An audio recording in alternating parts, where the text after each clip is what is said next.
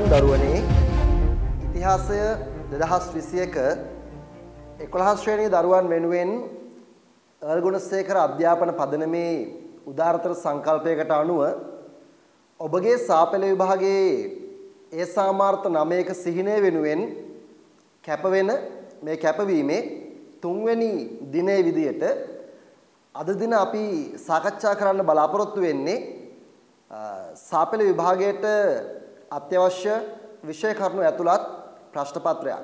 ඉතින් අද උදෑසන මම ඔයාලගේ ගෲප් වලට මේ පේපර් එක දාලා ඇති.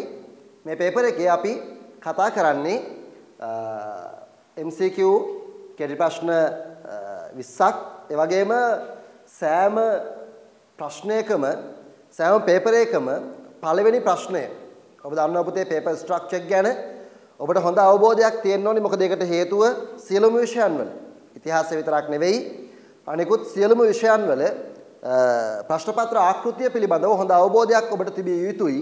ඒකට හේතුව තමයි විභාගයට ගිහිල්ලා ඔබට අතර ලැබෙන පේපර් එකේ ලකුණු ලැබෙන විදිහ පිළිබඳ හොඳ අවබෝධයකින් තමයි ඔබ විභාගයට යන්න ඕනේ. ඒ කියන්නේ සාර්ථක ප්‍රතිඵලයක් ලබා ගැනීමේ අරමුණින් විභාගයට යන දරුවෙක් නම්.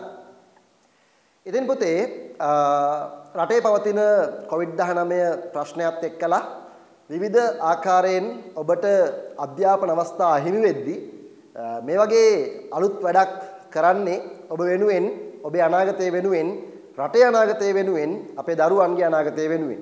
ඉතින් දරුවනේ අපි අද දින සාකච්ඡා කරන්න බලාපොරොත්තු වෙන පේපර් එකේදී අපි මූලික වශයෙන් 10 ශ්‍රේණියේ ප්‍රශ්න කෙරෙහි 10 ශ්‍රේණියේ විෂය කරුණු කෙරෙහි වැඩි අවධානයක් යොමු කරලා තියෙනවා. ඒකට හේතුව ඔබ දන්නවා MCQ පේපර් එකේ ඉතිහාසය ප්‍රශ්න 40න් ප්‍රශ්න 20කට වැඩි ප්‍රමාණයක් අහන්නේ 10 ශ්‍රේණියේ විෂය කරුණු වලින්. එතකොට ඇතැම් විට 10 ශ්‍රේණියේ විෂය කරුණු ඔබ අමතක කරලා ඇති, අමතක වෙලා ඇති. ඒකට හේතුව ඔබ දැන් 11 වසරේ දරුවෝ නිසා. ඔබ 11 වසරේ දරුවෝ. එතකොට 10 වසරේත් අපි දන්නවා මාර්තු මාසේ ඉඳන් පාසල් පැවැත්ුනේ නැහැ. ඒකත් එක්ක 10 වසරේ විෂය කරුණු කෙරෙහි මේ පාර දරුවන්ට විශේෂ අවධානයක් යොමු කරන්න සිද්ධ වෙලා තියෙනවා. ඉතින් අපි ප්‍රශ්නයක් කතා කරනකොට ඒ ප්‍රශ්නේ පිළිතුර විතරක් මාක් කරගෙන පිළිතුර විතරක් ලියාගෙන එතනින් සෑහීමකටපත් වෙන්නේ නැහැ. ඒ ආශ්‍රයෙන් අහන්න පුළුවන් සියලුම ප්‍රශ්න කෙරෙහි අපි මූලික අවධානය යොමු කරනවා. right? බලමු මේ පේපර් එකේ ඔබට ලැබුණු ප්‍රශ්න පත්‍රයේ පළමු වන ප්‍රශ්නය. මම විතරට බෝඩ් එක පේනවා මම හිතන්නේ හැමෝටම ඉතා පැහැදිලිව. ඊට අමතරව ඔයාලගේ ගෲප් එකට මේ PDF එක දාලා තියෙනවා. print out එකක් ගන්න පුළුවන්. නැත්නම් ඔයාලට ඒක ඕපන් කරගෙන බලන්න පුළුවන්. ඉතින් පළවෙනි ප්‍රශ්නය තමයි පහත සඳහන් මූලාශ්‍ර අතරින් ලන්දේසි මූලාශ්‍රය කුමක්ද? පහත සඳහන් මූලාශ්‍ර අතරින් ලන්දේසි මූලාශ්‍රය. මම පුතේ මේ ප්‍රශ්නේ කියවනකොටම 10 පොත හොඳින් පරිශීලනය කර දරුවෙක්ට නිතින්ම මතක් වෙන්නේ පළවෙනි පාඩම.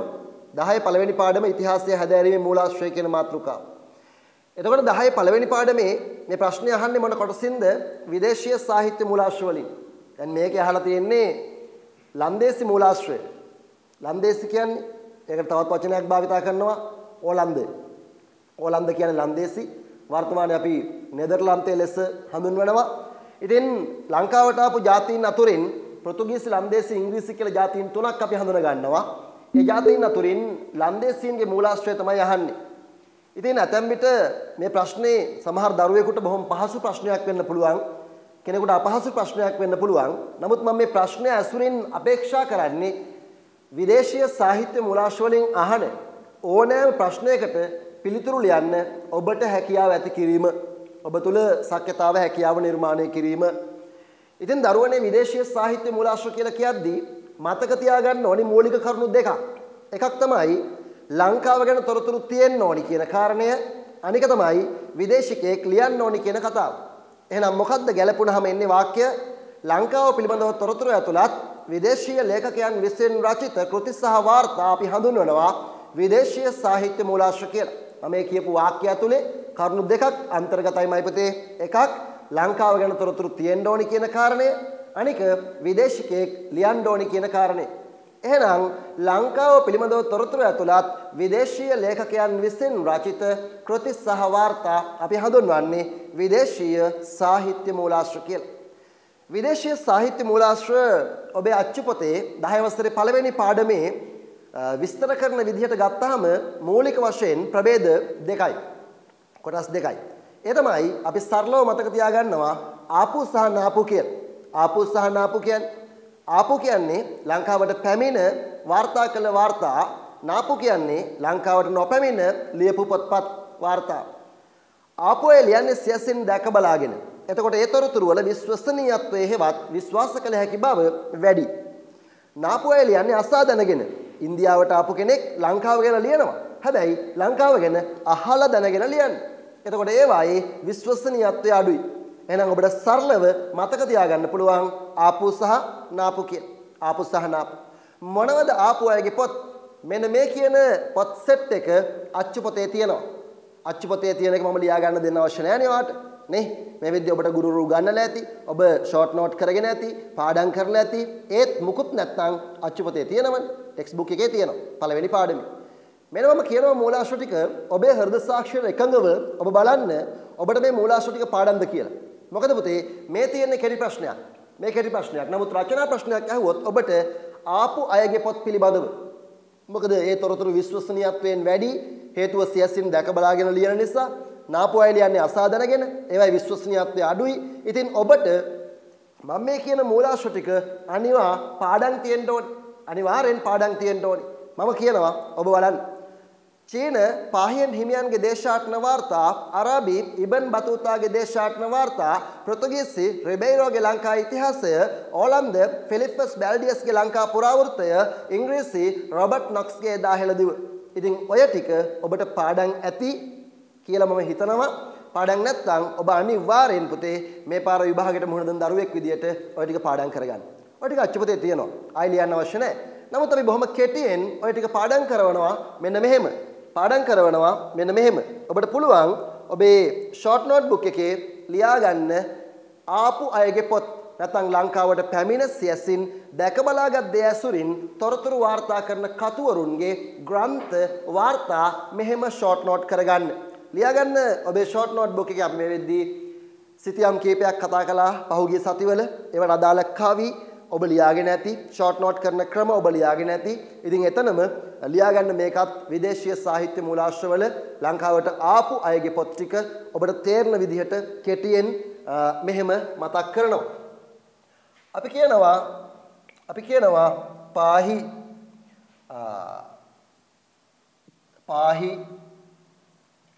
පාහි කියලා කියනවා. පාහි චීන.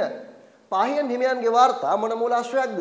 චීන මූලාශ්‍රයක්. එහෙනම් පාහි චීන අපිට හමු වෙනවා ඉබන් බතූතා අපි ලියනවා ඉබන් කියලා. මම විස්තර කරද්දි මම ලියද්දි ඔබත් ලියා ගන්න පුතේ. පාහි චීන ඉබන් කියලා කියන්නේ අරාබි වාර්තා. අපි මේක ලියනවා පාහි චීන ඉබන් අරා කියලා. අය අපිට හමු වෙනවා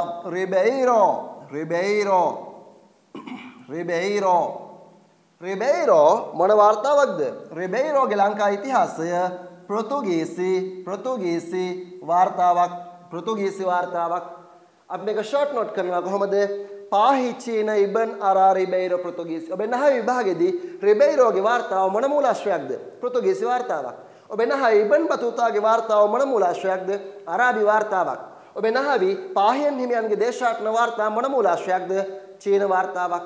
ඕකේ පැහැදිලිද? ඔබට හරි ලේසි. මෙහෙම පාඩම් කළාම පාඩම් කරනවා. පාහි චීන ඉබන් අරා රිබෙයිරෝ පෘතුගීසි. මොකද පුතේ කියන්න හැමෝම පාහි චීන ඉබන් අරා රිබෙයිරෝ පෘතුගීසි. මොකද පාහි චීන ඉබන් අරා රිබෙයිරෝ පෘතුගීසි. බැල්ඩියස්ගේ ඕලන්දය අපේ ප්‍රශ්නය අහලා තිබෙන්නේ මේකනේ. බැල්ඩියස්ගේ වාර්තාව මොනවද කියලානේ. ඉතින් බැල්ඩියස්ගේ වාර්තා ඕලන්ද වාර්තා. ඕලන්ද කියන්නේ ඔබ දන්නවා ලන්දේසි. ඕලන්ද කියන්නේ ලන්දේසි. බැල්ඩියස්ගේ ඕලන්දය. අපිට හමු වෙනවා රොබර්ට් නොක්ස් නේ. රොබර්ට් නොක්ස් අපිට හමු වෙනවා නේ. රොබර්ට් නොක්ස් මොන වාර්තාකරුවෙක්ද? රොබර්ට් නොක්ස් ඉංග්‍රීසි වාර්තාකරුවෙක්. රොබර්ට් නොක්ස් ඉංග්‍රීසි වාර්තාකරුවෙක්. අපි ලියනවා රොබර්ට්ගේ ඉංග්‍රීසි කියලා. රොබර්ට්ගේ ඉංග්‍රීසි කියලා. රොබර්ට්ගේ ඉංග්‍රීසි කොහොමද කියන්නේ? පාහිචීන ඉබන් අරාරි බෙයිරෝ පෘතුගීසි බැල්ඩියස්ගේ ඕලන්දය රොබර්ට්ගේ ඉංග්‍රීසි. ඔබ නහයි රොබර්ට් නොක්ස්ගේ වාර්තාව මොන මූලාශ්‍රයක්ද? ඉංග්‍රීසි මූලාශ්‍රයක්. පැහැදිලි නේද?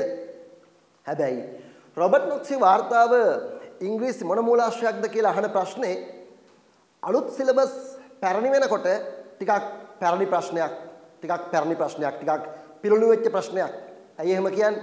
2016 ඉඳන් මේ විෂය නිර්දේශය තුලින් ප්‍රශ්න හදලා ප්‍රශ්න හදන අයට ආයෙ ප්‍රශ්න හදන්න නැති වුනහම, ඒ කියන්නේ හදපු ප්‍රශ්න ආයෙ හදන්න වුනහම ප්‍රශ්න කන පිට ගහනවා. ප්‍රශ්න අනිත් පැත්ත පෙරලනවා. බලන්න රොබර්ට් නොක්ස්ගේ වාර්තාව මොන මූලාශ්‍රයක්ද කියලා අහන ප්‍රශ්නය උත්තරේ ඉංග්‍රීසි මූලාශ්‍රයක්. ඒ ප්‍රශ්නේ කන පිට ගහන්න පුළුවන්. අනිත් පැත්ත ගහන්න පුළුවන්. අනිත් පැත්ත ගහපු ගමන් මොකද වෙන්නේ? පිළිතුර ටිකක් අමාරු වෙනවා. ඔබේ නහාවි එදා හෙළදිව කෘතිය වාර්තා කළ රොබර්ට් නොක්ස් සිරකරුවෙක් වශයෙන් හිටියේ මොන රජුරුවන්ගේ කාලෙද කියලා. ඔබ බලන්න ඔබට මේ ප්‍රශ්න දෙකෙන් මොකක්ද අමාරු ප්‍රශ්නය කියලා. රොබර්ට් නොක්ස්ගේ වාර්තාව මොන වාර්තාවක්ද කියලා අහනකොට නැත්නම් උඩරට රාජධානියේ රජුරුවන්ගේ සිරකාරයෙක් ලෙස ඉඳලා ලංකාව ගැන පොත් ලිව්වේ කවුද කියලා අහනකොට රොබර්ට් නොක්ස් කියන ප්‍රශ්නය නිතින්ම මතක් වෙනවා. නමුත් පුතේ ඔබෙන් අහනකොට උඩරට රාජධානියේ සිරකරුවෙක් ලෙස හිටියේ රොබර්ට් නොක්ස් හිටියේ මොන රජුරුවන්ගේ කාලෙද කියලා ඔබට ඒක අමතක වෙයි. නමුත් මතක තියාගන්න 10 පොතේ පැහැදිලිවම කියනවා දේවන රාජසිංහ රාජ්‍ය කාලය තුලයි සිරකරුවෙක් ලෙස හිටියේ කියන කාරණේ. පැහැදිලිද? අන්න ඒ විදියට. එහෙනම් මෙන්න ආපු අයගේ පොත් ටික. ඒ කිව්වේ ලංකාවට පැමිණ සියසින් දැක බලාගත් දෙයසුරින් වාර්තා කළ කතුවරුන්ගේ කෘති ටික හරිම ලේසියෙන් ඔබට මතක තියාගන්න පුළුවන් මේ පද කීපයත් එක්ක. කියන්නේ පාහිචීන ඉබන් අරාරි බෙයිරෝ පෘතුගීසි බැල්ඩියස්ගේ ඕලන්දය රොබර්ට්ගේ ඉංග්‍රීසි. මේක ලියාගත්තනේ. රයිට්. එතකොට මේක පාඩම් කරගන්න. මේක පාඩම් කරගන්න මම අච්චුපතේ තියෙන නෝට් එක නැවත වරක් ඔබට ලියා ගන්න දෙන්න සූදානම් නැහැ. එය කාලය අපතේ හැරීමක්. ඔබට පුළුවනි අච්චුපත බලලා මේකට අනුව ආපු අයගේ පොත් ටික පාඩම් කරගෙන එක්සෑම් එකට සුපිරියට සෙට් වෙන්න. ඕකේ? හරි. එහෙනම් අපි ඊළඟ කොටසට යනවා. අපි ආපහු යමු අපේ පේපරේට. අපි පේපර් එකේ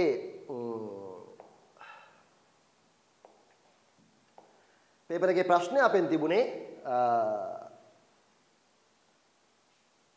පාස්නහන් මූලාශ්‍රයෙන් ලන්දේසි මූලාශ්‍රයේ උත්තරේ පිළිතුරු අංක 4. පිළිතුරු අංක 4 බැල්ඩියස්ගේ ලංකා පුරාවෘත්තය මාක් කරගන්න.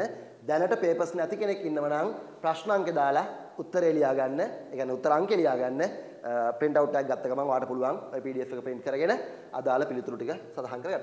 ඊළඟට දැන් ඉවර නෑ කතාව. ඇයි විදේශීය සාහිත්‍ය මූලාශ්‍ර බෙදුවනේ ආපු සහ නාපු කියලා. එහෙනම් නාපු අයගේ පොත් මොනවද? නාපු අය කිව්වේ නාපු අයද ලංකාවට නොපැමිණි අය. ලංකාවට නොපැමිණි අයගේ වාර්තා පිළිබඳව කතා කරද්දී ලංකාවට නොපැමිණි අයගේ වාර්තා පිළිබඳව කතා කරද්දී අපට හමු වෙනවා මෙන්න මේ කියන පොත් ටික. චීන හියොන්සාන් හිමියන්ගේ දේශාටන වාර්තා පෘතුගීසි ෆර්ඩිනාන්ඩෝ ඩි ක්වෙරෝස් පියතුමාගේ ලංකාව පිළිබඳ ග්‍රන්ථය. ඒතර ආපු කෙනෙකුත් ඉන්නවා පෘතුගීසි, නාපු කෙනෙකුත් ඉන්නවා පෘතුගීසි.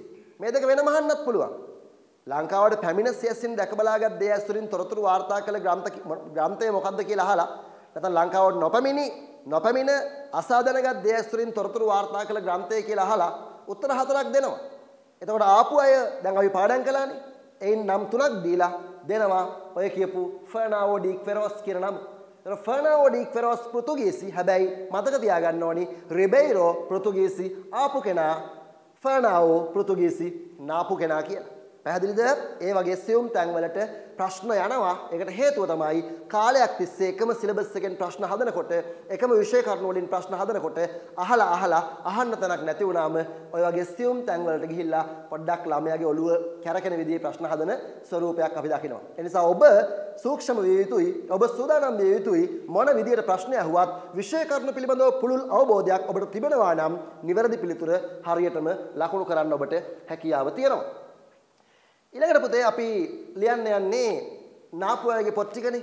මම කියනවා බලන්න ඔබට පාඩම්ද කියලා. චීන හියුන්සාන් හිමියන්ගේ දේශාටන වාර්තා. එහෙනම් චීන වාර්තා ගත්තොත් පාහියන් හාමුදුරුවෝ ආපු කෙනා, හියුන්සාන් හාමුදුරුවෝ නාපු කෙනා. පැහැදිලිද? හියුන්සාන් හිමියන්ගේ දේශාටන වාර්තා පෘතුගීසි ෆර්නාන්ඩෝ ඩි ක්වෙරොස් පියතුමාගේ ලංකාව පිළිබඳ ග්‍රන්ථය. ඊට පස්සේ ඊට පස්සේ රෝම වාර්තා, ප්ලිනීගේ නැචුරාලිස් හිස්ටෝරියා, ටොලමිගේ භූගෝල ශාස්ත්‍ර ප්‍රවේශය, ටොලමිගේ ලංකා සිතියම ග්‍රීක වාර්තා, ඇරිස්ටෝටල්ගේ ඩිමුන්ඩෝ, මෙගස්තිනිස්ගේ ඉන්ඩිකා, ඔනෙසික්‍රීටස්ගේ වාර්තා. ඔනෙසික්‍රීටස්ගේ වාර්තා. ඒ ටිකත් පොතේ තියෙනවා. ඒ නිසා ලියන්න අවශ්‍ය නැහැ. නමුත් ඔබ ලියා ගන්න මම මේ දෙන ෂෝට් නෝට් එක ඔබට පහසුවක් වේවි මේ විදියට ඔබට පහසුවක් වේවි මේ විදියට මතක තියාගන්න එක.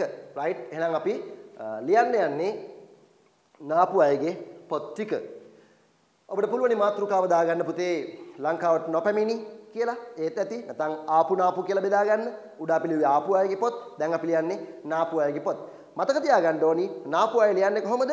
අසා දැනගෙන නම් විශ්වසනීයත්වය අඩුයි කියන කාරණය රචනා ප්‍රශ්නයකදී ඔබ අනිවාර්යෙන් ලියන්න ඕනි පැහැදිලි ලෙසම. අපි ෂෝට් නෝට් කරනවා මෙහෙම.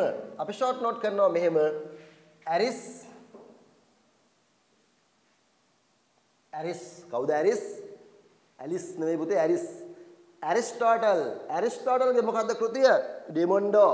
ඇරිස් ඩිමුන්ඩෝ ලියා ගන්න පුතේ. ඇරිස් ඩිමුන්ඩෝ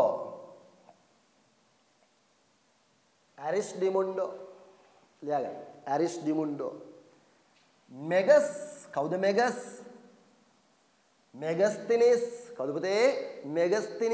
මෙගස්තිනිස් මොකද්ද පොත?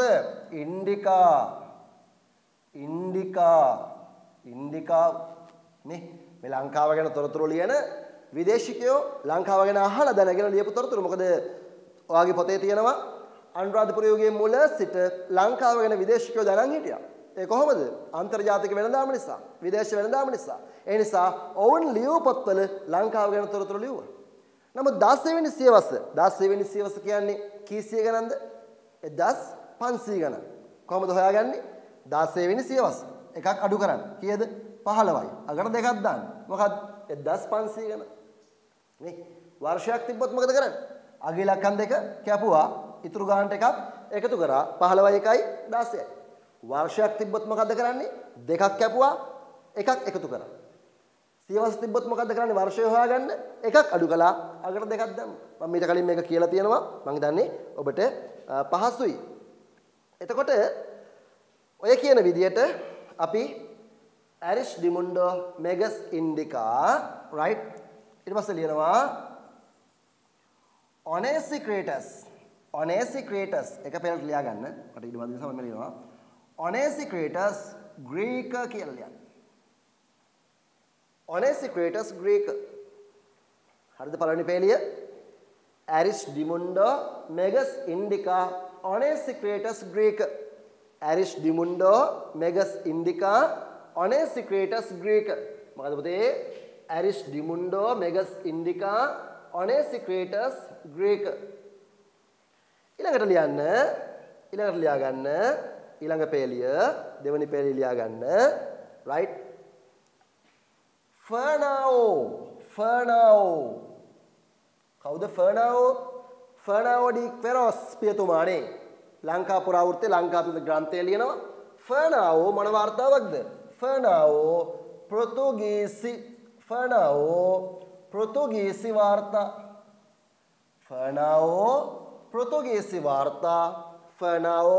පෘතුගීසි වාර්තා.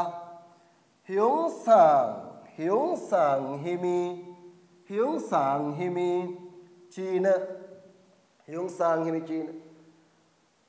ඕකේ ලියා ගන්න. පළවෙනි පේලිය මොකද්ද? Arisdimundo megas indicaone secretus Greeker ඊළඟ පෙළිය ෆර්නාවෝ පෘතුගීසි වාර්තා හයුන් සංහිමිචීන මේ ලියන්නේ නාපු අයගේ පොත් කියන්න බලන්න ඕක මෙලොඩියක් දාලා Arisdimundo megas indicaone secretus Greeker ෆර්නාවෝ පෘතුගීසි වාර්තා හයුන් සංහිමිචීන මොකද්ද Arisdimundo megas indicaone secretus Greeker ෆර්නාවෝ පෘතුගීසි වාර්තා හයුන් සංහිමිචීන අපිට ආයේ හමු වෙනවා රෝම වාර්තා මොනවාද පුතේ රෝම වාර්තා ප්ලිනීගේ නැචුරාලිස් හිස්ටෝරියා ප්ලිනීගේ නැචුරාලිස් හිස්ටෝරියා අපි ලියනවා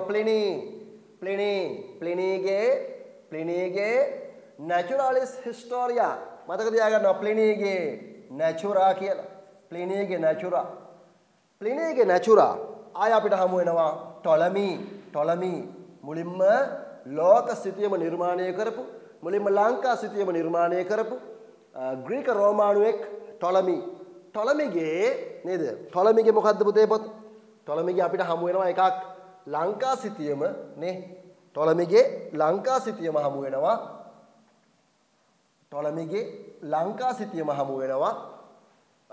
ආය හමු වෙනවා ටොලමිගේ භූගෝල ශාස්ත්‍ර ප්‍රවේශය කියන පොත ටොලමිගේ භූගෝල ශාස්ත්‍ර ප්‍රවේශය ප්ලිනීගේ නැචුරාලිස් හිස්ටෝරියා ටොලමිගේ භූගෝල ශාස්ත්‍ර ප්‍රවේශය ටොලමිගේ ලංකා සිතියම කියලා කියන්නේ මොන වාර්තාවන්ද ග්‍රීක වාර්තාවන් ඕකේ ප්ලිනීගේ නැචුරා ටොලමිගේ ලංකා සමග ප්‍රවේශය මොකද ප්‍රවේශය භූගෝල ශාස්ත්‍ර ප්‍රවේශය ඒ මොන වාර්තාද රෝම වාර්තා ප්ලිනීගේ නැචුරා ටොලමිගේ ලංකා සමග ප්‍රවේශය රෝම දැන් කියන්න ලියපු ටික Arisdimundo megas indicaone secretus Greeker ෆර්නාවෝ පෘතුගීසි වාර්තා හයුන් සංහිමිචීන ප්ලිනීගේ නැචුරා ටොලමිගේ ලංකා සමග ප්‍රවේශය රෝම අපි ලියනවා සමහර පොත් ලිව්වේ අසා දැනගෙන ඒ කවුද නාපු අය ඒවයි විශ්වසනීයත්වය වැඩි සමහර අය ලිව්වේ සියසින් දැක බලාගෙන ඒ කවුද ආපු අය ඒවයි විශ්වසනීයත්වය අඩුයි ඒවයි විශ්වසනීයත්වය ආපු අයගේ විශ්වසනීයත්වය වැඩි නාපු අයගේ විශ්වසනීයත්වය අඩුයි එහෙනම් අපි ලියනවා මෙහෙම අවසානයේ හතරවෙනි පේලිය අපි ලියනවා අසාන ලීවද කියන අසාන ලීවද ඒ කියන්නේ අහගෙන ලිව්වේ කවුද අහගෙන ලිව්වේ නාපු අය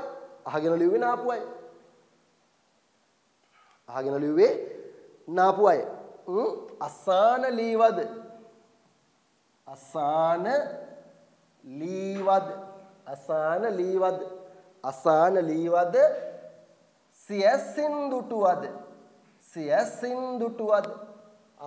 ලීවද සියසින් දුටුවද අහගෙන ලිව්වද තමන්ගේ දැසින් දැක්කද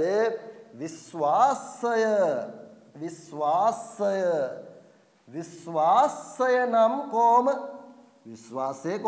විශ්වාසය වැඩි ආපු අයගේ සියසින් දැක බලාගෙන ලියපු අයගේ විශ්වාසය අඩු නාපු අයගේ ඒ කිව්වේ අසාධනගත නේ එතකොට ඔන්න ඔය විදිහට අපිට සම්පූර්ණ 10 පොතේ පළවෙනි පාඩමේ තියෙන විදේශීය සාහිත්‍ය මූලාශ්‍ර ටික වර්ගීකරණය කරගන්න පුළුවන් මතක තියාගන්න පුළුවන් කියන්න දැන් ඉස්සර ලියපු කවිය Pahicina ibn Ribeiro Portuguese Beldiasge Holanda Robertge Ingresi දැන් අපි ලිව්වා Arisdimundo megas indicaone secretus Greeker ෆර්නාවෝ පෘතුගීසි වාර්තා හයුන් සංහිමිචීන ප්ලිනීගේ නැචුරා ටොලමිගේ ලංකා සමග ප්‍රවේශය රෝම අසාන ලීවද සියසින් දුටුවද විශ්වාසය නම් කෝම අසාන ලීවද සියසින් දුටුවද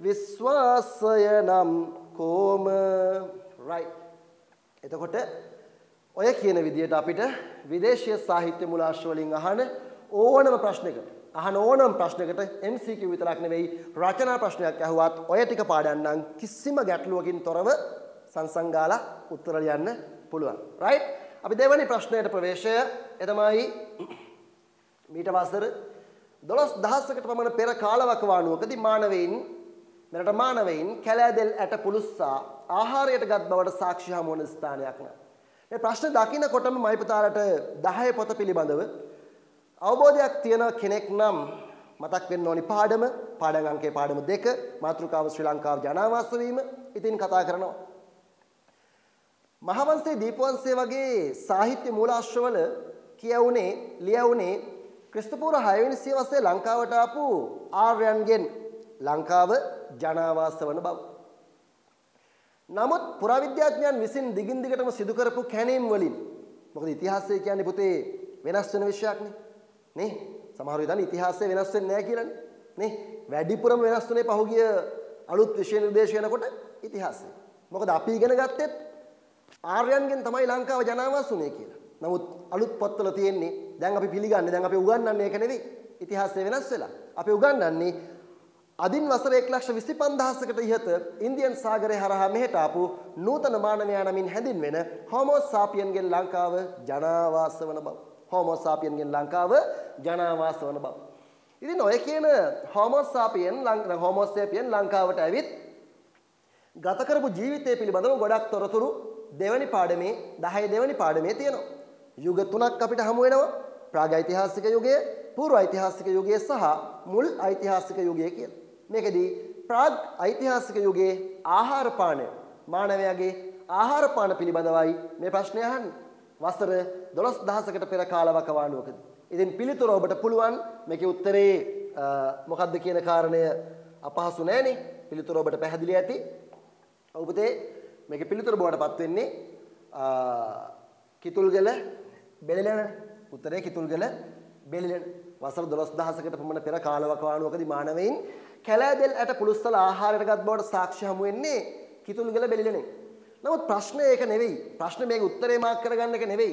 මෙතනින් එහාට යන්න ඕනි. අපෙන් අහන්න පුළුවන් රචනා ප්‍රශ්නයක්. අපෙන් අහන්න පුළුවන් ප්‍රාගෛතිහාසික මානවයාගේ ආහාර කියන මාතෘකාවෙන් තවත් ප්‍රශ්න අහන්න පුළුවන් MCQ අහන්න පුළුවන්. අන්න ඒවට උත්තර ලියන්න ඔබ සූදානම් විය යුතුයි. අපි මේ පන්තියේදී වෙන්නේ ඒ ප්‍රශ්න අහන්න පුළුවන් තැන් ටික ඔක්කොම ඔබ දැනගන්නකොට අවබෝධයක් ලබා දෙන එක. ප්‍රාගෛතිහාසික මානවයාගේ ආහාර ගැන ඔබට මතක නම් පුතේ අපි ටිකක් සාකච්ඡා කරමු. අපි කතා කරමු. ඒකේ තියෙනවා ආහාරය පිණිස සතුන් දඩයම් කළා කියලා. නේද? මුලින්ම තියෙන කරුණ ඒකනේ. ප්‍රාගෛතිහාසික මානවයා ආහාරය පිණිස සතුන් දඩයම් කළා. පොතේ තියෙනවා නම් ලිස්ට් එකක්. ගවරා කුළුමී හරකා කුළුමීමා වල්ලූරා ගෝනා මීමින්නා දඬුලේනා ඉත්තෑවෝ හම්බාවෝ මුගටියෝ වඳුරෝ වලි කුකුළු හබන් කුකුළු ඔක්කොම කාලා. නේ? සමහරවිට ඔය නම් භාවිතා කරන ඔයාලගේ යාළුවන්ට එමත් ඔයාලා නේද? ඒවා මතක තියාගන්න යාළුවන්ගේ නම් ලිස්ට් එක. රයිට්? ඉතින් මේ කියන අය මරාගෙන මස් අනුභව කළා. ප්‍රාගෛතිහාසික මානවයා. ඉතින් ඒකෙන් අපි නම් කීපයක්වත් මතක තියාගෙන ලියන්න වෙනවා එක්සෑම් එකේදී මේ ආදී සතුන් මරලා මස් අනුභව කළා කියන කාරණය. ඊළඟට කියනවා මාංශ ජනක ධාතු. ඒ කියන්නේ ප්‍රෝටීන.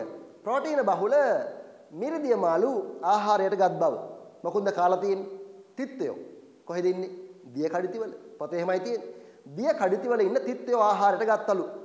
මාංශ ජනක ධාතු බහුල මිරිදිය මාළු ලෙස. ඊළඟට කියනවා පිෂ්ඨය බහුල ශාක ආහාර ගත්තා කියලා. පිෂ්ඨය බහුල ශාක ආහාර ලිස්ට් එකක් පොතේ තියෙනවා. ඒක තමයි මේකක් තියෙන්නේ. වල් දෙල්ලට කැලෑකසෙල් ගෝනල කටුවල කිතුල්ලට දෝතලු වගේ දේවල් ආහාරයට ගත්තා කියලා තියෙන ප්‍රාගෛතිහාසික මානව. ඊළඟට කියනවා ගොළු බෙල්ලන් ආහාරයට ගත්තා කියලා. ගොළු බෙල්ලෝ. ඒ ප්‍රාගෛතිහාසික ලෙන් වල නම් බලන්නකෝ. බෙල්ලන් බැඳි පැලස්ස, කිතුල්ගල බෙලිලෙන නේ? ඒ වගේ බෙලි කතන්දර වැඩිනේ නේද? බෙලි කතා වැඩි. ඒ කියන්නේ බෙලි කටු දහස් ගණනින් හමු වෙනවා මේ ගල්ලෙන් ආශ්‍රිතව. හැම බෙලි කටුවකම මතු පිට පෘෂ්ඨය සිදුරු කරලා තියෙන්නේ. ඇයි? බෙල්ලන් ආහාරයට ගන්න. දහස් ගණන් විශාල ප්‍රමාණ වලින් බෙලි කටු ඒ පාෂාණ ස්තරවල තිබිලා හමු වෙනවා. ඒ කියන්නේ ගස් ගොළු බෙල්ලන් මොවුන් ආහාරයට අරගෙන තියෙනවා. දැන් සර් කරුණු කීයක් කිව්වද? 4ක් කිව්වා. මතකයි? ඊළඟ කරුණ තමයි ගින්නර භාවිතය. ඉස්සර මස් කෑවේ අමුයෙන් මස් කන කාලේ තමයි අර තොල්වල නියපොතු වල එහෙම ලේ තැවරෙන්නේ. අදත් අපිට එහෙම හමු වෙනව නේද? ඔය වෙඩින් වලටම ගියාම ඉන්නේ නේ තොල් නියපොතු රතු පාට කරගත්ත අය. වැඩි ලං වෙලා අහන්න එපා. ටිකක් දුරින් ඉඳන් අහන්න පුළුවන් ඕනනම් ප්‍රාගෛතිහාසික මානවයා සිහිපත් වෙන්නද එහෙම කරන්න කියලා. රයිට්? අමුයෙන් මස් කෑවා. ඊට පස්සේ ගින්දර හොයාගත්තට පස්සේ මස් පුච්චගෙන කෑවා. පස්සේ දැන් අපි උයාගෙන කනවා. දැන් ආයෙත් කට්ටිය පුච්චන් කනවා නේ. බාබකියු එහෙම දාන්න. අනාගතේ අමුයෙන් කයිද දන්නේ නැහැ. ඔන්න පස්වෙනි කරුණ ගින්දර භාවිතය ගැන. 6 ලුණු භාවිතය. ඒත් මතක තියාගන්න මේ උත්තරේ කිතුල්ගල බෙල්ලෙනනේ. එතනින්ම තමයි තොරතුරු ලැබෙන්නේ. එතනින් හමු වෙනවා කලපු බෙල්ලන්ගේ අවශේෂ ලුණු සමග මිශ්‍රව ඇති. කලපු බෙල්ලන්ගේ අවශේෂ හමු වෙනවා ලුණු සමග මිශ්‍රව ඇති. එහෙනම් ලුණු භාවිතය. මං කරුණු 6ක් කිව්වා. මේ කරුණු 6න්ම කැටි ප්‍රශ්න හදන්න පුළුවන්. ඒ වගේම රචනා ප්‍රශ්නකට පිළිතුරු ලියන්න මේ කරුණු 6ම ඔබට මතක තියෙන්න ඕනේ. ඒ නිසා අපි කරුණු 6 මෙහෙම ෂෝට් නෝට් කරමු. ලියා ගන්න පුතේ ෂෝට් නෝට් බුක් එකේ. ෂෝට් නෝට් බුක් එකේ ලියා ගන්න. ආහාරය පිණිස ලියන්න. ආහාරය පිණිස සතුන් ආහාරය පිණිස සතුන් ආහාරය පිණිස සතුන් ආහාරය පිණිස සතුන් ආහාරය පිණිස සතුන් දැන් සතුන් ලිස්ට් එකක්ම ඉන්නවනේ. ඒ ඔක්කොම ලියන්න ඕනේ නැහැ. අපි කීපයක් මතක තියාගමු. ගෝනා අපි ලියමු. ආහාරය පිණිස සතුන් ආහාරය පිණිස සතුන් ගෝනා ගොන්නු කෑවලුනේ නේ. ආයේ දඬුලේන ආයේ මීමින්න නේ. මේ වගේ ලිස්ට් එකක් පොතේ ඉන්නවා. මං කිව්වේ යාළුවන්ගේ නම් ලිස්ට් එක මතක තියාගන්න කියලා නේ. ආහාරය පිණිස සතුන් ගෝනා දඬු මීමින්න. ඔන්න පළවෙනි කාරණේ මොකද්ද? ආහාරය පිණිස සතුන් දඩයම් කළා ප්‍රාගෛතිහාසික මානවයා. උදාහරණ තුනකුත් තියෙනවා. ඒ තුන ලියලා ආදී පදේ දාලා ලියනවා. තව ඕනනම් මතක තිබ්බොත් තව කීපයක් ලියනවා. ආහාරය පිණිස සතුන් ගෝනා දඬු මීමින්න. දෙවෙනි පේළිය ලියා ගන්න මාංශ ජන මොකක්ද අපේ පොතේ තියෙන දෙවෙනි කරුණ? මාංශ ජනක ධාතු බහුල මිරිදිය මාළු කෑවලුනේ. තිත්ත පැටව් දිය කඩਿੱති වල ඉන්න මාංශ ජන ධාතු බහුල මොකුන්ද පුතේ? තිත්තයෝ තිත්ත පැටව් තිත්ත දිය කඩਿੱති වල ඉන්න දිය කඩਿੱති ඉන්නා කියලා ලියාගන්න. තිත්ත දිය කඩਿੱති ඉන්නා. මාංශ ජන ධාතු බහුල තිත්ත දිය කඩਿੱති ඉන්නා. හරි. ආහාරය පිණිස සතුන් ගෝනා දඬු මීමින්නා. මාංශ ජන ධාතු බහුල තිත්ත දිය කඩਿੱති ඉන්නා. පිෂ්ඨ බහුල මොකද කරුණේ? පිෂ්ඨ බහුල ශාකාහාරය. ඔය වල් දෙල්ලට කේස් එක ආව එතනින් තමයි නේ. වල් දෙල්ලට කැලෑකෙසල් ගෝනල කටුවල කිතුල්ලට දෝතලු. කිතුල්ලට එම කොහොම කෑවත් දන්නේ නැහැ. සාමාන්‍යයෙන් කසරවනේ කිතුල්ලට ගෑනුණා නේ. පිෂ්ඨ බහුල මොනවාද? වල් දෙල්ලට. පිෂ්ඨ බහුල වල් දෙල් ඇට. කැලෑකෙසල් ඔය ඇටි කෙහෙල් කියන්නේ මොකුන්ද කෑවා කියන්නේ? උගුඩුවනේ. පිෂ්ඨ බහුල වල් දෙල් ඇට කැලෑකෙසල් ගෝනල අල. පිෂ්ඨ බහුල වල් දෙල් ඇට කැලෑකෙසල් ගෝනල අල. හරි. ආහාරය පිණිස සතුන් ගෝනා දඬු මීමින්නා.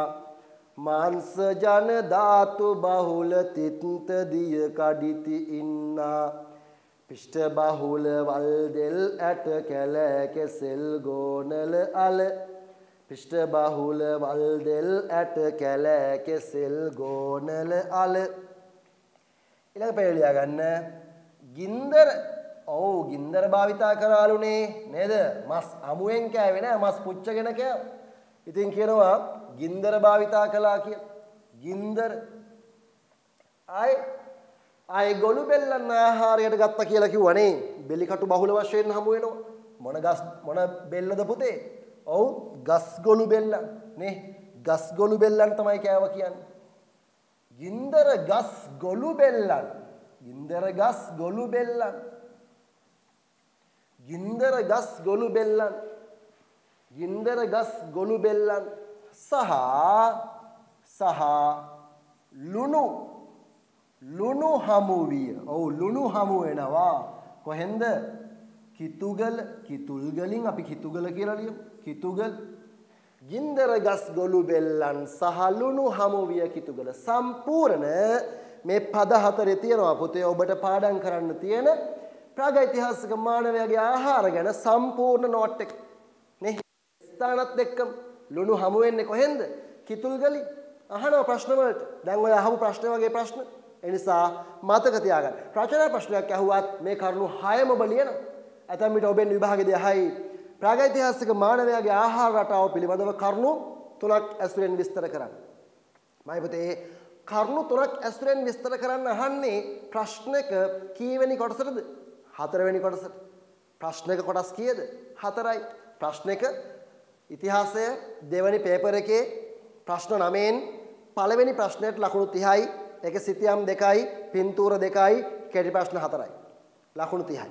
සිතියම් 2ට ලංකා සිතියමට 12යි, ලෝක සිතියමට 6යි, 18යි. පින්තූර 2කින් ප්‍රශ්න 4 8ක් අහනවා, ලකුණු 8යි.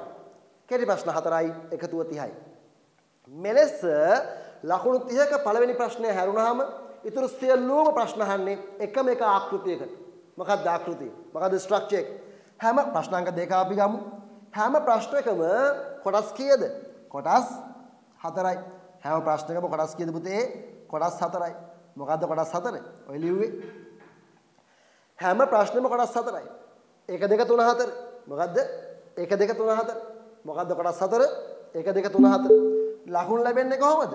3 4 5 6. ලකුණු ලැබෙන්නේ 3 4 5 6. කොටස් 4 1 2 3 4. ලකුණු ලැබෙන්නේ 3 4 5යි. මාර ලේසි මතක තියාගන්න. 3යි 4යි 5යි 6යි කීයද? 18යි. 3යි 4යි 5යි 6යි කීයද? 18යි. ලකුණු 18යි ප්‍රශ්න තියෙන්නේ. එක කෙටි ප්‍රශ්නයක්. කෙටි ප්‍රශ්නයක් නම් විස්තර කරන්න, විග්‍රහ කරන්න, ਵਿਚාරය කරන්න, විමසන්න, සාකච්ඡා කරන්න, පැහැදිලි කරන්න ඒව නැහැ. ලියන්න, නම් කරන්න, දක්වන්න. නේ? ප්‍රාගෛතිහාසික මානවයා ජීවත් වූ වෙරළාශ්‍රිත එලිමහන් වාසස්ථාන 3ක් නම් කරන්න. මොකක්ද? මිනිහා ගල්කන්ද බෝන්දල පතිරාජ වෙල. එච්චරයි. ලකුණු 3යි.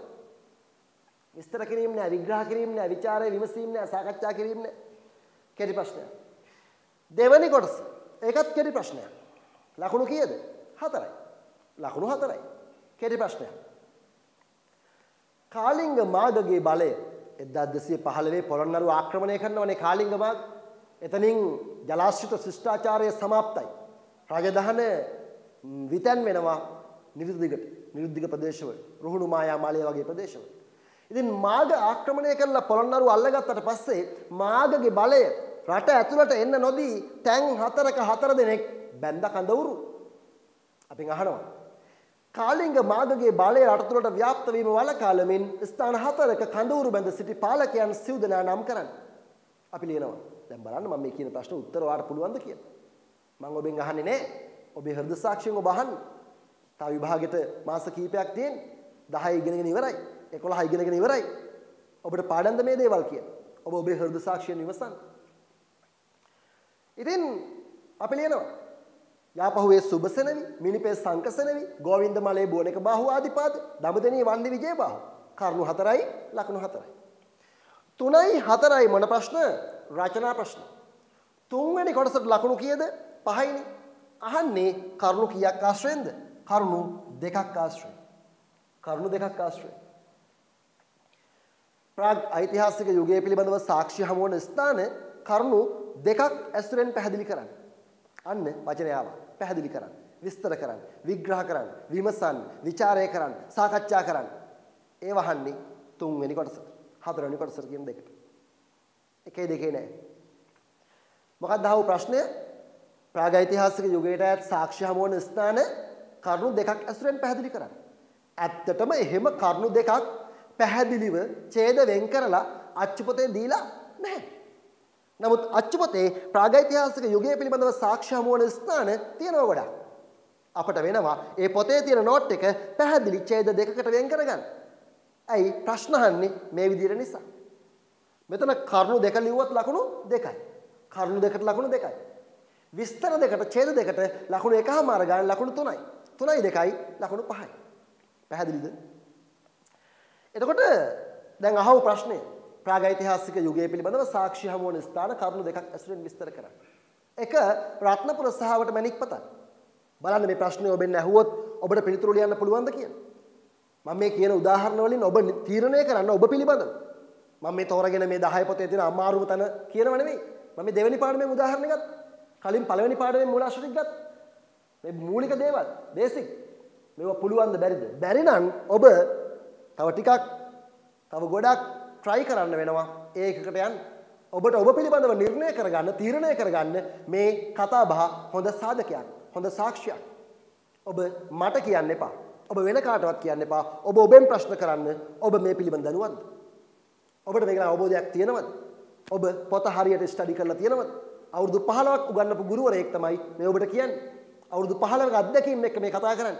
එතකොට ඒ වසර 15 තුල සාපෙළ උත්තරපත්‍ර බලලා උත්තරපත්‍ර පරීක්ෂකවරයෙක් විදියට දරුවන්ට උගන්වලා දරුවා 700ක් 1000ක් එක අවුරුද්දකට එක්සෑම් යවලා ලද පළපුරුද්ද එක්ක මම කතා කරනකොට ඔබට ඔබ පිළිබඳව නිර්ණායකයක් තීරණයක් ගන්න පුළුවන් මයි පුතේ. ඔබ ඉන්නේ කොතනද කියන කාරණේ පිළිබඳව. රයිට්. නැවතත් ප්‍රශ්නය. ප්‍රාගෛතිහාසික යුගය පිළිබඳව සාක්ෂි හමු වන ස්ථාන කරුණු දෙකක් ඇසුරෙන් පැහැදිලි කරන්න. ඔබ ලියන්න ඕනේ එක රත්නපුර සහ අවට මැණික් පතක්. දෙක ඉරණමඩු සැකැස්ම. ඉරණමඩු සැකැස්ම. රත්නපුර සහ අවට මැණික් පතල් ගැන මම දැන් ඡේදයක් කියනවා. ඔයා ඒ ඡේදෙම ලියන්න ඕනේ. හැබැයි ඔබ ඒ වගේ ඡේදයක් ලියන්න ඕනේ. ඒ වගේ ඡේදයක්. මෙන්න මෙහෙම. මොකක් ගැනද? රත්නපුර සහ අවට මැණික් පතල් ගැන. මෙහෙම ලිව්වොත් ප්ලයිස්ටෝසීන භූ අවධියේ වර්ෂ අධික කාලගුණයක් පැවති කාලවල කඳුකර ප්‍රදේශ සෝදා යාමෙන් හටගත් බොරළු තට්ටු මෙසේ පහත් බිම්වල තැන්පත් වන අතර අඩි 90ක් පමණ ගැඹුරින් හමුවන ඉල්ලම් නම් වන මෙහි අතීත මානවයා භාවිතා කළ පාෂාණ මෙවලම් සහ වඳ වී ගිය සතුන්ගේ ඇට කැබලි තැන්පත් වී තිබේ. ඔන්න ඡේදය. ලකුණු එකමාරයි. කරුණට ලකුණයි. ඔක්කොම දෙකමාරයි. දෙක ඉරණමඩු සැකැස්ම. ඉරණමඩු සැකැස්ම. ඉරණමඩු සැකැස්ම ගැන මේ වගේ නෝට් එකක්. ප්ලයිස්ටෝසීන භූ අවධියේ කෙටි උණුසුම් කාලවල අර්ධ ශුෂ්ක කලාපයේ මැටි සහිත වැලි පසකින් වැසුණු බොරළු තට්ටුවෙන් එනම් ඉරණමඩු සැකැස්මෙන් ගල් යුගයට ඈත් මෙවලම් හමු වී තිබේ. මම මේ කියපු කරුණු එකක් නෑර දශමයක් නෑර පොතේ තියෙන කරුණු. පොතෙන් බාහිර කිසිවක් නෑ. පොතෙන් පිට කිසිවක් නෑ. මේ තනිකරම පොතේ තියෙන නෝට් එක ඇස්තුරින් හදාපු නෝට් එකක්. මම ඔය කිව්වේ. ඔබට ඔබ පිළිබඳව තීරණය කරන්න, නිර්ණය කරන්න එය සාක්ෂියක්ම වේවා. right? හතරවෙනි කොටසට අපි යනවා. හතරවෙනි කොටස කරුණු කීයක් ආශ්‍රයෙන් දාන්නේ? 3ක් ආශ්‍රයෙන්. කරුණු 3ට ලකුණු 3යි. විස්තර 3ට ලකුණු 3යි. 3යි 3යි 6යි. ලකුණු 6ක ප්‍රශ්නයක්. එහෙනම් මහා ගොඩවල් ලියන්න ඕනේ. සමහර ගුරුවරු කියනවා මේ පිටුවක්වත් ලියන්න ඕනේ. පිටු එකමාරක්වත්. එහෙම කතන්දරයක් නැහැ. ඒ ලියන ප්‍රමාණය තීරණය වෙන්නේ ප්‍රශ්නේ අහන ස්වරූපයත් එක්ක. ඒකට අදාළව පොතේ තියෙන කරුණුත් එක්ක. right? එහෙම නැතු අපි මෙන්න මොනවද ලියන්නේ?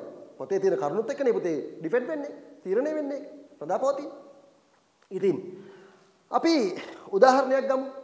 මේ පේපර් එක ඔබ print out ගත්තා නම් ඔබට බලන්න පුළුවන් දෙවෙනි ඊළඟ හතරවෙනි පිටුවේ මම මේ කියන ප්‍රශ්නේ තියෙනවා. මෙහෙම. ප්‍රාග් ඓතිහාසික යුගයේ පිළිබිඹු වන හොඳින් අහගන්න. පේපර් එක බලන්න. ප්‍රාග් ඓතිහාසික යුගයේ පිළිබිඹු වන ව්‍යවහාරික විද්‍යාවේ මුල් අවස්ථා పూర్ව ඓතිහාසික යුගයේ පරිණතභාවයට පත්වන ආකාරය. right?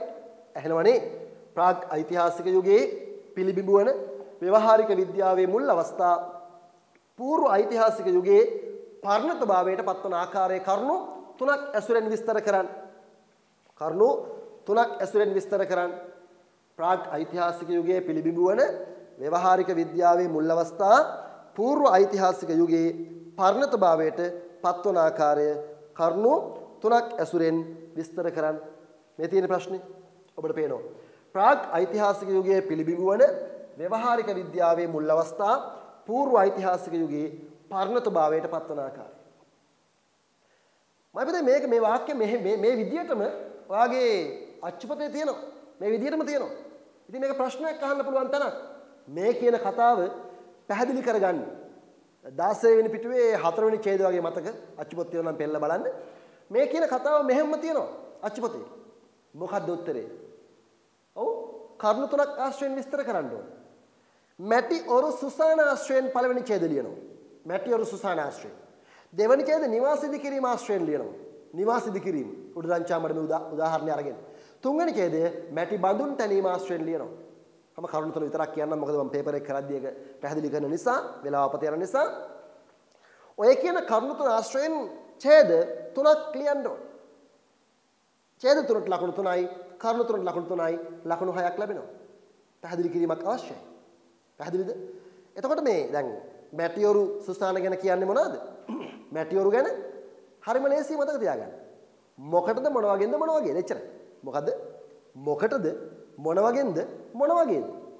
මැටියොරු ගැන කතා කරන්න එච්චරයි. මොකටද? ඇටසැකිලි ආදාහනය කරන්න. මොන වගේන්ද හැදුවේ? අමු මැටි භාවිතයෙන්. මොන වගේද? විශාල බේසමක හෝරුවක හැඩයට. ෆිනිෂ්. ගලපන්න වාක්‍ය ටික. ඇටසැකිලි ආදාහනය කිරීම සඳහා අමු මැටි භාවිතයෙන් විශාල බේසමක හෝරුවක හැඩයට මැටියොරු සුසාන තනා තිබේ. මොනවද මේ ප්‍රාගෛතිහාසික දේවල් පූර්ව ඓතිහාසිකයෝගේ පරිණත වුණා කියන දියුණු වුණා කියන ඒකේ තියෙන කරුණු. ඒකේ තියෙනවා පොළවට ලම්බකව බිත්ති බැදීම, වායුව ලබා ගන්න මැටි නලයක් සවි කිරීම වගේ කරුණු. නේ? මේ ඇටසැකිලි පුලුස්සද්දී සුසාන ගර්භය හොඳින් පිච්චිලා ශක්තිමත් වෙන ආකාරය, සුදුසු මැටි වර්ග සොයාගත් බව මේ වගේ තොරතුරු. නිවාස ගැන ඔව් ප්‍රාගෛතිහාසික මානවයා ගෙවල් හැදුවා කියලා මතයක් ඉදිරිපත් වුණා. පොතේ තියෙන විස්තරය. නේ? ඒකට හේතුව කිතුල් ගලින් හමු වෙන ෆවුන්ඩේෂන් එක අත්විවරණ. නමුත් ඒක එහෙම නෑ කියලා පස්සේ තීරණය කරනවා ඇත්තටම හමු වෙන්නේ උඩරංචාමඩම. උඩරංචාමඩම නිවාසය. ගෙවල් හදව බවට සාක්ෂි. ඒ පූර්ව ඓතිහාසිකයෝගේ. අන්න දියුණුව පරිණතභාවය. මැටි බඳුන් සකපෝරුව භාවිතා කළාලු. කාල රක්ත වර්ණ මැටි බඳුන් නිර්මාණය කරාලු. මේ ආදි වශයෙන් කරුණු 9ක් තියෙනවා. ඒ ගැන. ඉතින් ඔන්න ඔය විදිහට පේපර් ස්ට්‍රක්චර් එක අපට පැහැදිලි කරගන්න පුළුවන්. ප්‍රශ්න පත්‍ර ආකෘතිය අපට පැහැදිලි කරගන්න පුළුවන්. එහෙනම් අය පුතේ අපිට ඔය කියපු විදිහට අහන්න පුළුවන් ප්‍රශ්නයක් ප්‍රාගෛතිහාසික මානවයාගේ ආහාර පාන පිළිබඳව. ප්‍රාගෛතිහාසික මානවයාගේ ආහාර රටාව පිළිබඳව ඔයගේ ප්‍රශ්නයක් අහන්න පුළුවන්. අපි ලිව්ව කවිය කියන්න.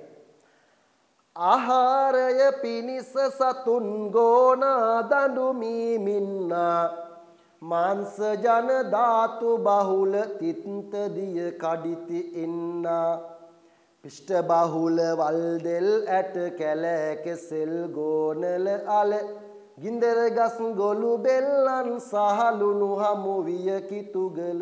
මං හිතන්නේ කවිය පාඩම් කරා නම් සියල්ල කම්ප්ලීට්. ආහාර පාන ගැන ප්‍රාගෛතිහාසික යුගයේ ඕනනම් රචනා ප්‍රශ්නයක් නැත්නම් කෙටි ප්‍රශ්න ඕන එකට උත්තර ලියන්න ඔබට පහසු වෙයි. පහසු වෙන්න කියලා ප්‍රාර්ථනා කරනවා. අපි ළඟට තුන්වෙනි ප්‍රශ්නයට ප්‍රවේශය දකුණු පළාතට වඩා ඵලදායී තිස්ස මහාරාම වැව ඉදි කරන්න. මම පිටාල ළඟ 10 අච්චුපත තියෙනවා නම් පෙරලන්න 27 වෙනි පිටුව. 10 අච්චුපතේ 27 වෙනි පිටුවේ ඇති සිතියමක් ඩොට් තියෙන. ඩොට් තියෙන.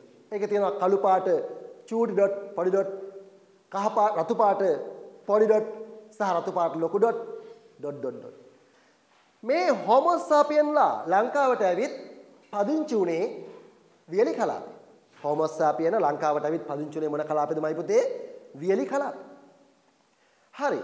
වියලි කලාපේ ඒ වෙද්දී ටැප් ලයින් තිබුණ නැහැනේ. නේද? වැව් තිබෙත් නැහැනේ. එහෙනම් තිබ්බා ගංගා. නේ මෙහෙට වහිනකොට නේ දවසල සදවැසි පේරාදෙනියට මෙහෙට වහිනකොට පොළොන්නරුවට වතුර ලැබෙනවා මහවැලි ගඟෙන්.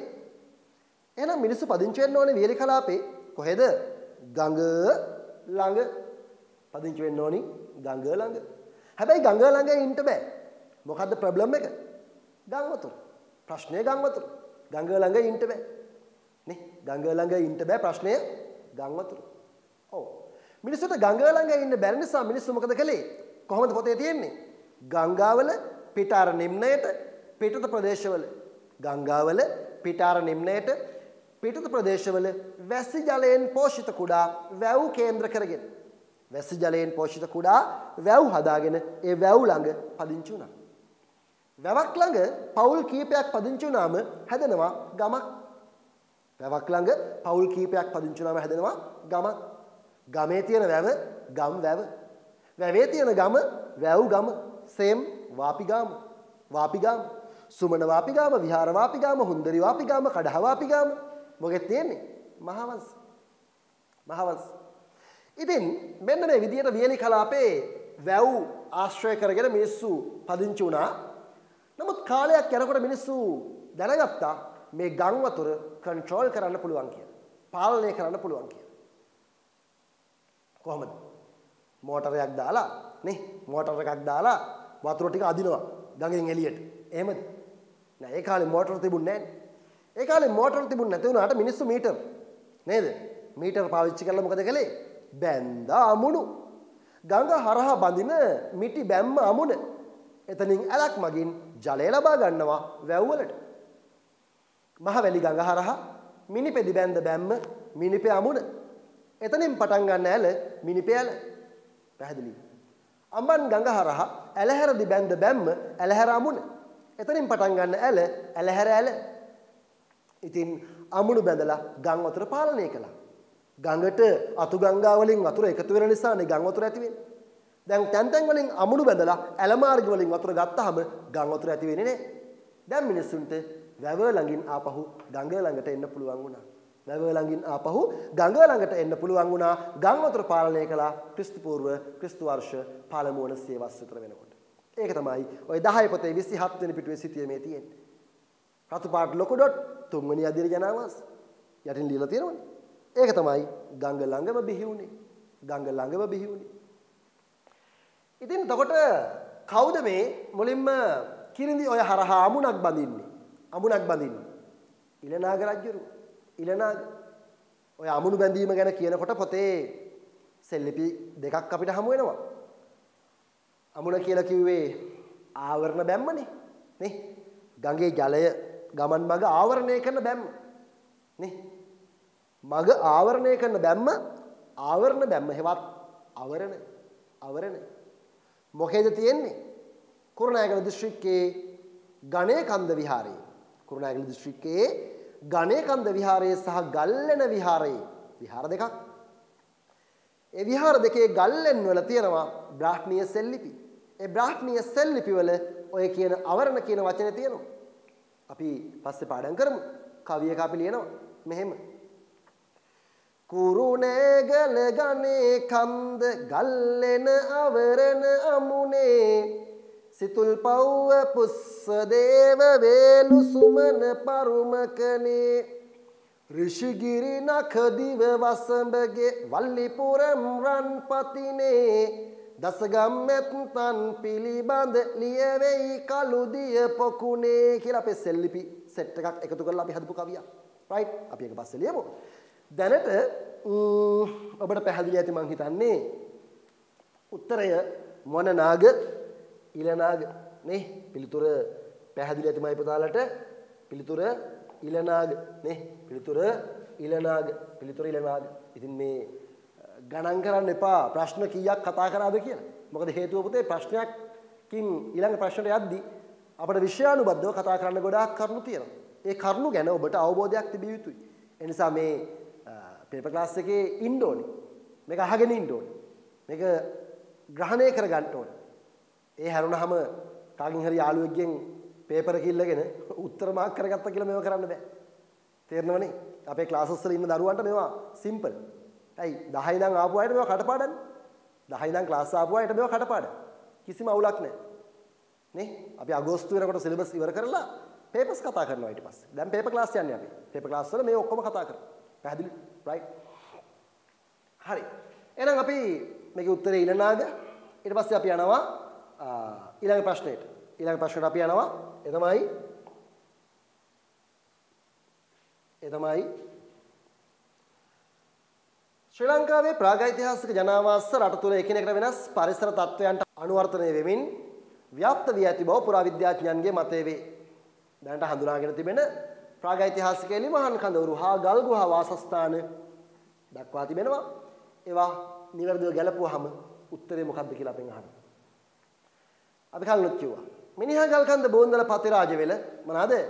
වෙරළාශ්‍රිත එලිමහන් වාසස්ථාන. පාහියන්ගල බඩදොමලන කිතුල්ගල බෙලිලන පහතරට තෙත් කලාපීයලෙන්. සීගිරිය පතාන සහ අලිගල පහතරට වියලි කලාපීයලෙන්. බෙල්ලන් මෙදි පැලැස්ස තෙත් කලාපීය එලිමහන් කඳවුරු. තෙත් කලාපීය එලිමහන් කඳවුරු. උත්තරාංක 1 තමයි පිළිතුරු ලෙස අපිට ගන්න වෙන්නේ. පිළිතුරු අංක 1 තමයි අපිට ගන්න වෙන්නේ පිළිතුර විදියට පිළිතුරු අංක 1 BCAE. ඉතින් මේක සාමාන්‍යයෙන් පුතේ MCQ papers අපි ගත්තොත් 95%කම මේ තැනින් ප්‍රශ්නයක් තියෙනවා. මොන තැනින්ද? මේ කොටසේ. මොකද්ද මේ කොටස? මේ කොටස තමයි 10 දෙවැනි පාඩමේ ප්‍රාගෛතිහාසික මානවයාගේ ජනාවාස ව්‍යාප්තිය. නේ? ජනාවාස ව්‍යාප්තිය පිළිබඳව මේ වගේ කරුණු කීපයක් පොතේ තියෙනවා. මොනවද තියෙන්නේ? මිනිහගල්කන්ද බෝන්දල පතිරාජවෙල වෙරළාශ්‍රිත එලිමහන් වාසස්ථාන පාහියන්ගල බටදොමලන කිතුල්ගල බෙලිලන පහතරට තෙත් කලාපීයලෙන් සීගිරිය පතාන සහ අලිගල පහතරට වියලි කලාපීයලෙන් බෙල්ලන්මැලි පැලැස්ස තෙත් කලාපී එලිමහන් වාසස්ථාන බණ්ඩාරවෙල හෝටන් තැන්න කඳුකර එලිමහන් දඩයම් වාසස්ථාන කියලා. කඳුකර එලිමහන් දඩයම් වාසස්ථාන කියලා තියෙනවා.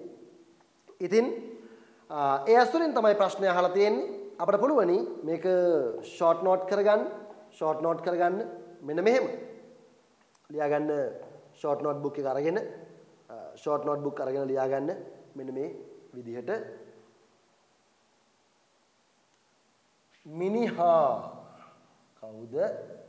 මිනිහා ගලකන්ද කියන්නේ? මිනිහා බූන්දල බූන්දල මිනිහා බූන් පතිරාජවෙල මිනිහා ගල්කන්ද බෝන්දල පතිරාජවෙල මිනිහා බූන් පතිරා මොනවද? වෙරළේ එළියේ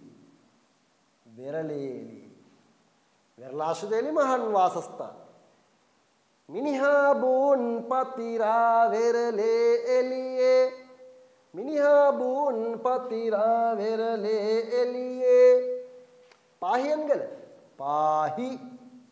පාහියන්ගල බටේ මොකද්ද? බටදොඹලෙන් පාහි බටේ කිතු බෙලිලෙන කිතුල්ගල බෙලිලෙන පාහි බටේ කිතු බෙලිලෙන මොනවාද? පහතරට තෙත් කලාපීයලෙන් පහත තෙතේ පාහි බටේ කිතු බෙලිලෙන පහත තෙතේ මිනිහා බෝන් පතිරා වෙරළේ එළියේ පාහි බටේ කිතු බෙලිලෙන පහත තෙතේ පාහියන්ගල බටදොමලෙන කිතුල්ගල බෙලිලෙන පහතරට තෙත් කලාපීයලෙන් පහත වියලි ඒ කිව්වේ පහතරට වියලි කලාපීයලෙන් පහත වියලි අලි පොතාන පහත වියලි අලි පොතාන සීගිරියේ පහත වියලි අලි පොතාන සීගිරියේ බෙල්ලා තෙත්ලි බෙල්ලන් මැදි පැලැස්ස තෙත් කලාපී එලිමහන් වාසස්ථාන බෙල්ලා තෙත්ලි ආයෙ තියෙනවා බණ්ඩාරවෙල හෝටන් තැන්න කඳුකර එලිමහන් දඩයම් වාසස්ථාන බණ්ඩාරවෙල හෝටන් තැන්න කඳුකර එලිමහන් දඩයම් වාසස්ථාන බණ්ඩ හෝට කඳු එළියේ බණ්ඩාරවෙල හෝටන් තැන්න කඳුකර එලිමහන් දඩයම් වාසස්ථාන ඔන කවි මිනිහා බෝන් පතිරා වෙරළේ එළියේ පාහි බටේ කිතු බෙලිලෙන පහත තෙතේ පහත වියලි අලි පොතාන සිගිරියේ බෙල්ලා තෙත්ලි බණ්ඩා හෝට කඳු එළියේ ආයි මිනිහා බෝන් පතිරා වෙරළේ එළියේ පාහි බටේ කිතු බෙලිලෙන පහත තෙතේ පහත වියලි අලි පොතාන සිගිරියේ බෙල්ලා තෙත්ලි බණ්ඩා හෝට කඳු එළියේ ඕකේ මිනිහංගල් කන්ද බෝන්දල පතිරාජ වේ. වෙරළාස්තේලි මහන් වාසස්ථාන. පාහියන්ගල බටදොමල කිතුල්ගල බෙලිලෙන පහතරට තෙත් කලාපීයලෙන් සීගිරිය පොතන සාලිගල පහතරට වියලි කලාපීයලෙන් බෙල්ලන් මෙනි පැලැස්ස තෙත් කලාපීයලි මහන් වාසස්ථාන බණ්ඩාරවෙල හොට්ටන් කඳුකර එලි මහන් දඩයම් වාසස්ථාන. කඳුකර එලි මහන් දඩයම් වාසස්ථාන. මම හිතන්නේ පැහැදිලි ඇති. මේ විදිහට අපි නැවත වරක් අපේ පේපේකේ අපි අදාළ ප්‍රශ්නයට යනවා. බලන්න උත්තරය අපි කිව්වා. ඊළඟට තියෙන්නේ ජනතාව විසින් අත්හැර දමන ලද වැව්ගම් සෙම් වාපිගම් මං කිව්වනේ ගංග ළඟ ඉන්ට බෑ කිව්වා ප්‍රොබ්ලම් එක ගම් වතුර. එහෙනම් පදිංචුනේ ගංග ළඟ නෙවෙයි කිව්වා වැව ළඟ. වැව් ළඟ පදිංචු වෙච්ච අය පස්සේ කාලේ ගඟ ළඟට ආවා. එහෙමත් කිව්වා. වැවක් ළඟ පවුල් කීපයක් පදිංචි වුණාම මොකද්ද හැදුනේ? ගමක්. ගමේ තියෙන වැව ගම් වැව. වැවේ තියෙන ගම වැව් ගම. සමානයි වාපිගාම. සුමන වාපිගාම, විහාර වාපිගාම, හොන්දරි වාපිගාම, කඩහ වාපිගාම කියලා මහා වංශ තියෙනවා. ඒ වාපිගාම. මේ කතා කරන්නේ වාපිගාම නෙවෙයි. මේ කතා කරන්නේ ජනතාව විසින් අත්හැර දමන ලද වැව් ගම් ගැන. අපිට හමු වෙනවා ගම් වර්ග කීපයක්. ගම් වර්ග ඒ කිව්වේ කොළ අලවන ඒවද? කොළ අලවන ගම්, ලී අලවන ගම් එහෙමද? ගම් වර්ග අපිට හමු වෙනවා. ප ဋ ාණ ගාම. මොකද හමු වෙන්නේ? ප ဋ ාණ ගාම. ප ဋ ාණ කිව්වේ පටුන් ගම්. ජම්බුකෝල පට්ටන. ලංකා පට්ටන. පට්ටන කියලා කිව්වේ වරාය. එහෙනම් ප ဋ ාණ ගාම කියලා කොමයි පුතේ වරාය ආශ්‍රිතව තිබෙන ගම්. ප ဋ ාණ ගාම. වරාය ආශ්‍රිතව තිබූ ගම්. ඊළඟට නියම් ගම් කියන්නේ වෙළඳ ගම්. නියම් ගම් කියන්නේ වෙළඳ ගම්. ඔල ගම් කියන්නේ අත්හැර දැමූ වැව් ගම්. එහෙනම් නියම් ගම් කියන්නේ ඔල ගම් කියන්නේ අත්හැර දැමූ වැව් ගම් නම් මෙන්න ඔල ගම් තමයි අත්හැර දැමූ වැව් ගම් හැඳින්වුවේ ඔල ගම් කියලා. ඔබට ඒකෙන් විතරක් නෙවෙයි ඊටු කරුණු දෙක අහන්න පුළුවන්. ප ဋ ාණ ගාම කියන්නේ වරාය ආශ්‍රිතව තිබූ ගම්. නියම් ගම් කියන්නේ වෙළඳ ගම්. ඔල ගම් කියන්නේ අත්හැර දැමූ වැව් ගම් කියන එක. ඊළඟට ශ්‍රී ලංකාවේ අර්ධ ශුෂ්ක කලාපයේ පොළවේ මැටි සහිත වැලි පස්සකින් වැසුණු බොරළු තට්ටුව පුරාවිද්‍යාඥයන් හඳුන්වා තිබෙන්නේ ඉරණමඩු සැකැස්ම යනුවෙන්. ශ්‍රී ලංකාවේ ගල් යුගයට අයත් සාක්ෂි හමු වන මෙම ස්ථානය වන්නේ. ගල් යුගයේ සෙන් ප්‍රාගෛතිහාසික යුගය. ගල් යුගය කියන්නේ මයි පුතේ ප්‍රාගෛතිහාසික යුගය. ඉතින් අහනවා ප්‍රාගෛතිහාසික යුගයට අයත් සාක්ෂි හමු වන ස්ථානය. උත්තරේ මොකද පුතේ? උත්තරය හම්බන්තොට පතිරාජවෙල.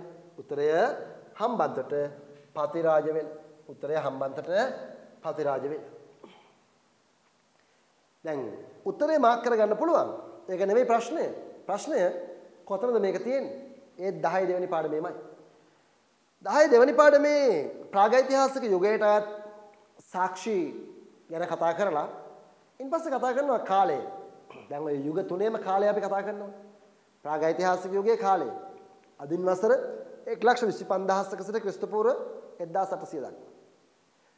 ඊළඟ පූර්වයිතිහාසික යුගයේ කාලය. ක්‍රිස්තු පූර්ව 2400 නේ. බෙරගල හල්දුම්මුල්ල තොරතුරු ලැබෙන්නේ.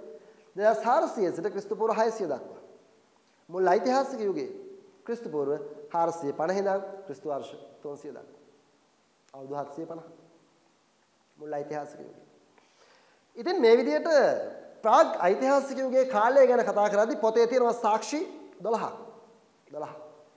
එක දකුණේ හම්බන්තොට පතිරාජවෙල අඩි 45ක් ගැඹුරින් හමුවන ඉරණමඩු සැකැස්මට අයත් බොරළු තට්ටුවෙන් ලැබිලා තියෙනවා වසර 1,25,000ක් පැරණි සාක්ෂි.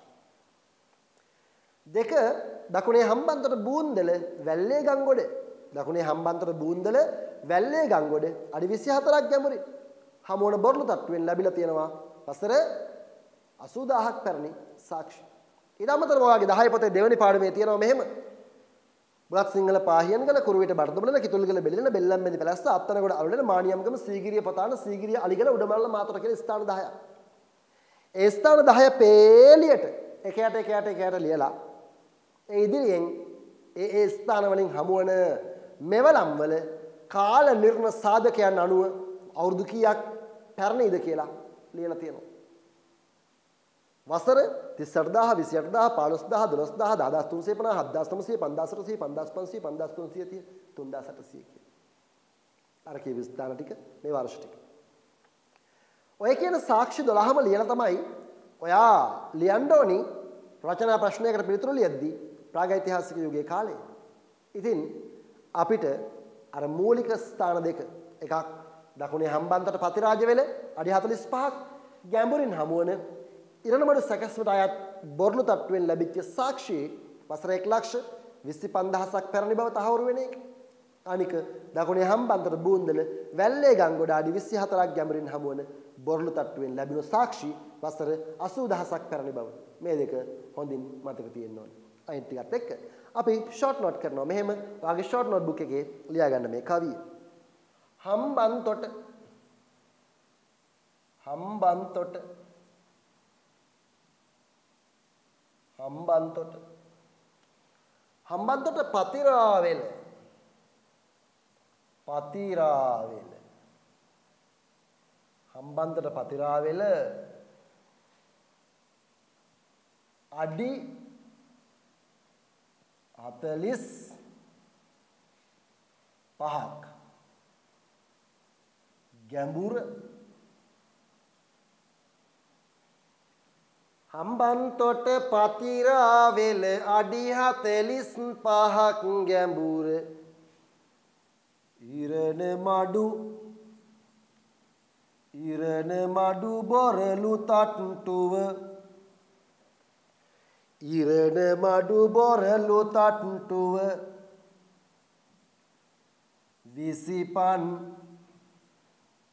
25 ලක්ෂයක් වසර ඉරණ මඩු බොරළු තට්ටුව 25 ලක්ෂයක් වසර හම්බන්තොට පතිරාවෙල අඩි 45ක් ගැඹුර ඉරණ මඩු බොරළු තට්ටුව 25 ලක්ෂයක් වසර හම්බන්තොට පතිරාවෙල අඩි 45ක් ගැඹුර ඉරණ මඩු බොරළු තට්ටුව 25 ලක්ෂයක් වසර. මෙතන 25 ලක්ෂයක් වසර කියන එකෙන් මතක තියාගන්න 1,25,000 කියන එක.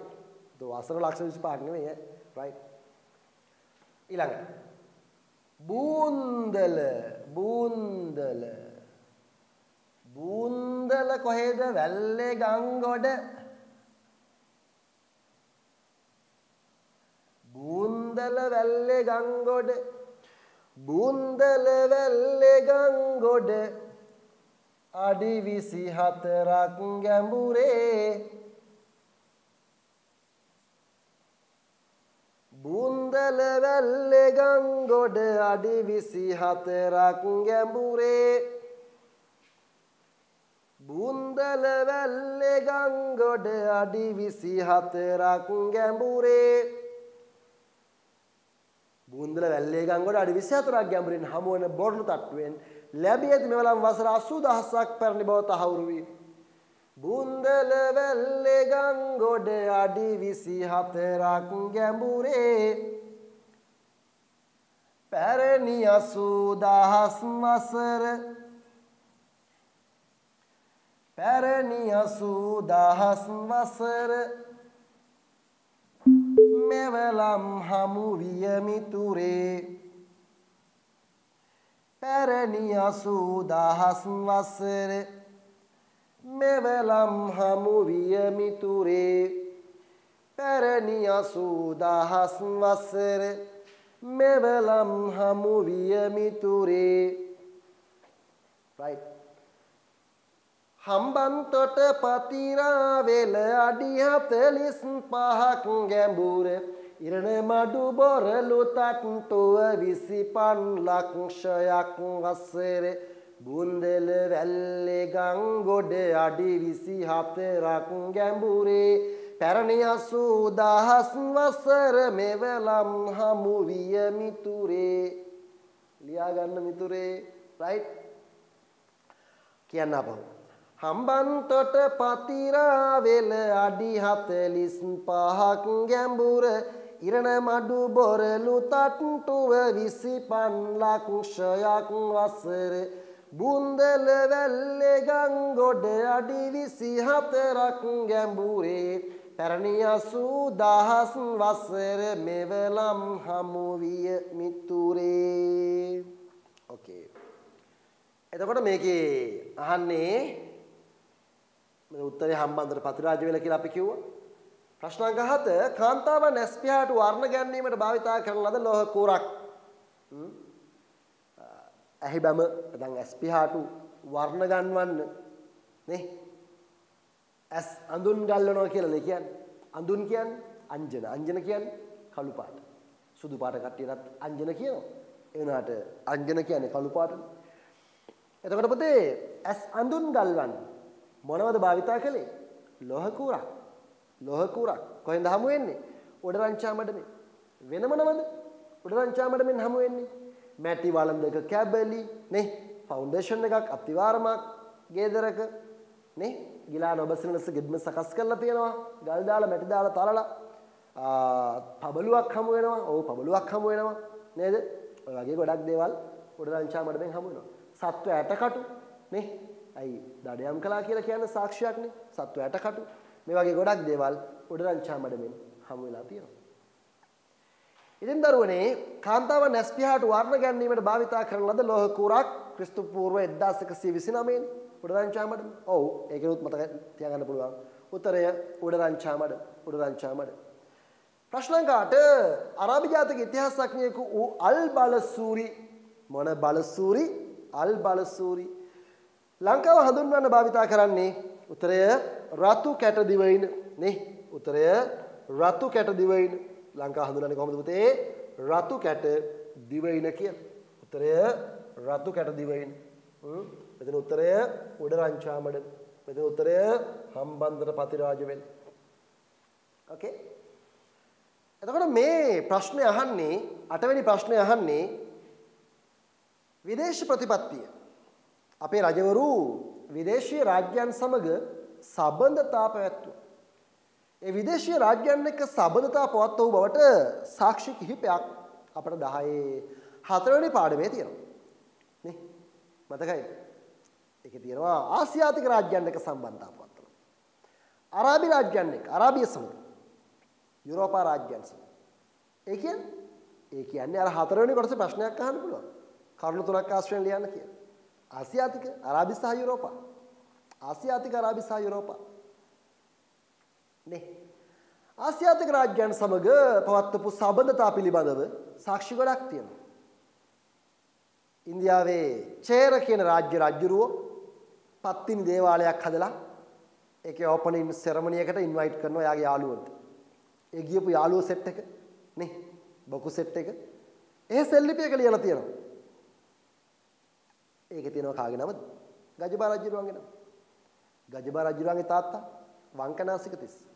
වංකනාසික තිස්සගේ තාත්තා වසඹ රජුරුව. අඳුරනවනේ ලම්බකරන රාජවංශයේ ආරම්භක පාලකයා. වසඹ ඍෂිගිරි අපි කිව්වේ ඍෂිගිරි නඛ දිව වසඹ ගෙවල්ලි පුරම් රන්පතිනේ කිය. දසගම් නැත්නම් පිළිබඳ ලිය වෙයි කළු දිය පොකුණේ ඍෂිගිරි වසඹගේ ඇමති. ඉතින් ඔය ගජබා රජුරුව ඉන්දියාවේ චේර රාජ්‍යයට ගියපු සිද්ධිය දකුණු ඉන්දිය සම්බන්ධතාව.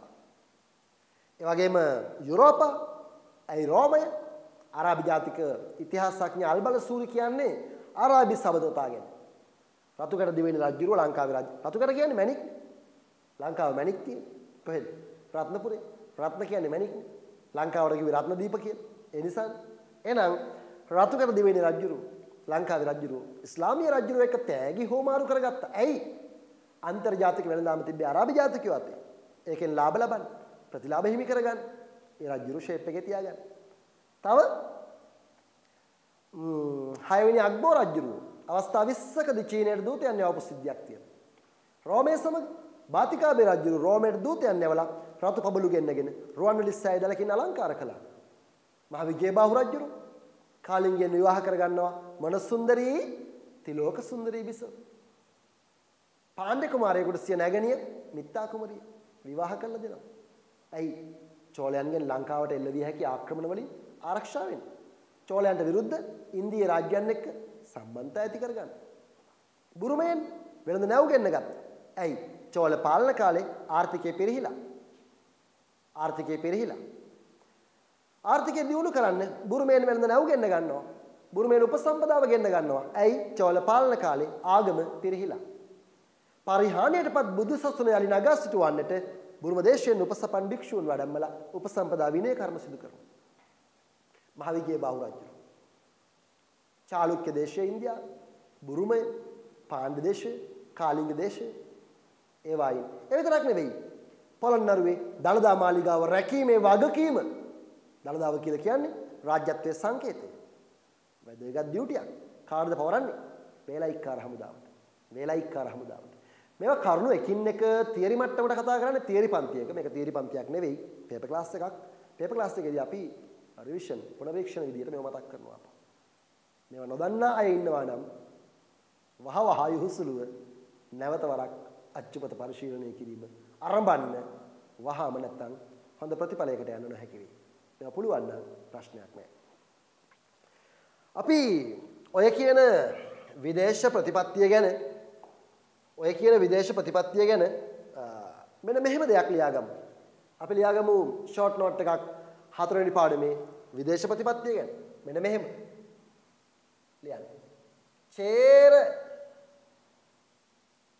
චේර නිරිඳු චේර රජුරු චේර නිරිඳු ගජබා රජු චේර නිරිඳු ගජබා රජු දකුණේ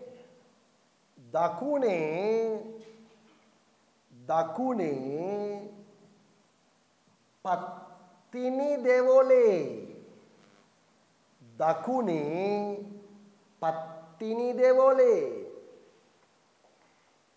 චේර නිරිඳු ගජබා රජු දකුණේ පත්තිනි දෙවොලේ චේර නිරිඳු ගජබා රජු දකුණේ පත්තිනි දෙවොලේ. ආන්න පළවෙනි කරුණ. දකුණු ඉන්දියාවේ චේර රාජ්‍ය රජුරෝ පත්තිනි දේවාලයක් විවෘත කිරීමේ උත්සවයට ආරාධනා කළාම ගජබා රජුරෝ දකුණු ඉන්දියාවට යනවා. ඒක පළවෙනි කාරණේ.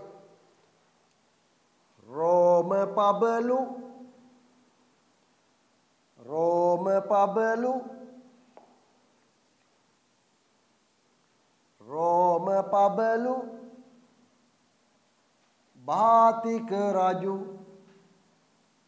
භාතික රජු රෝම පබලු භාතික රජු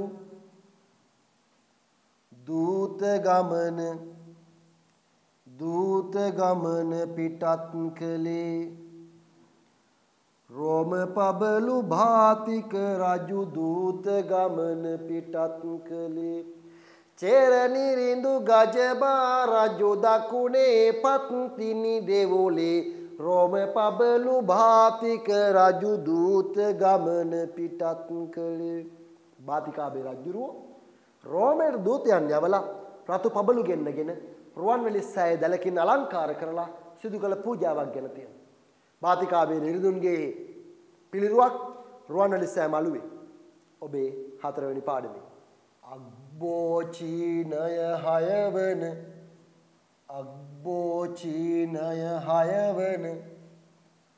අග්බෝචීනය 6 වන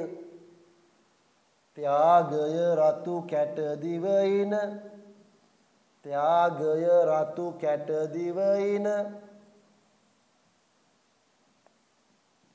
අග්බෝචීනය 6 වන ත්‍යාගය රතු කැට දිවයින. අග්බෝචීනය 6 වන ත්‍යාගය රතු කැට දිවයින.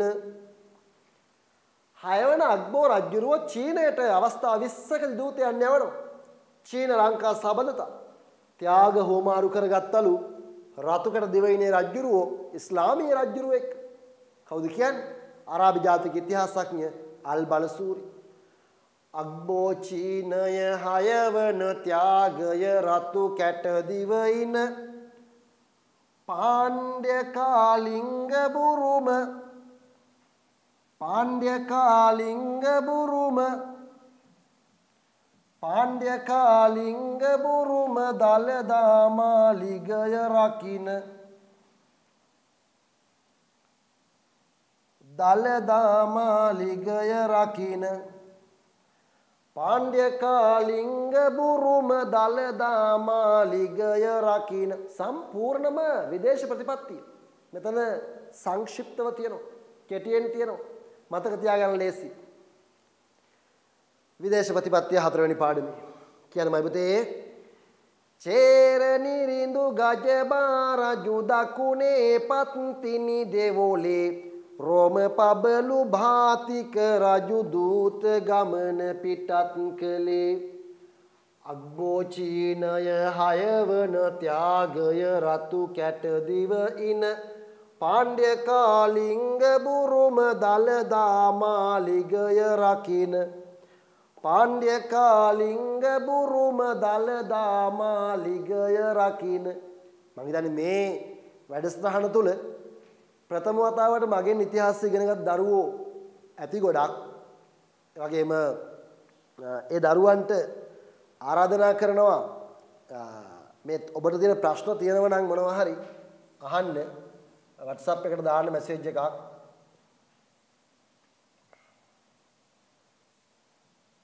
ප්‍රශ්න තියෙනවා නම් යොමු කරන්න මේ ප්‍රශ්නෙට මේ දුරකථන අංකයට WhatsApp කරන්න හැකි වෙලාවක පිළිතුරු ලබා දෙන්නම් සහ ඔබ ඉගෙන ගන්න විෂය කරුණු පිළිබඳව කමෙන්ට් එකක් අදහසක් ෆීඩ්බැක් එකක් අපිට තියෙනවා නම් අදහසක් තියෙනවා නම් මේ ඉගැන්වීම් රටාව පිළිබඳව ඔබට පුළුවනි අගය කිරීමක් දැන් ඔය chat box එකට දැම්මම මට පේන්නේ නැහැ පුතේ ඒ නිසා ඔබට පුළුවනි මගේ නම්බර් එකට WhatsApp message එකක් දාන්න මේ ඉගැන්වීම මේ විෂය කරුණු පිළිබඳව හොඳ හෝ නරක ඔබේ විවේචන ඒ දේවල් පිළිබඳ අදහස් අපිට වැදගත් වෙනවා ඒ නිසා ඒ පිළිබඳව ඔබ අවධානය යොමු කරන්න කියලා ඉල්ලා සිටිනවා රයිට් එහෙනම් අපි නැවත වරක් බලමු අපේ ඊළඟ ප්‍රශ්නෙට අපි යමු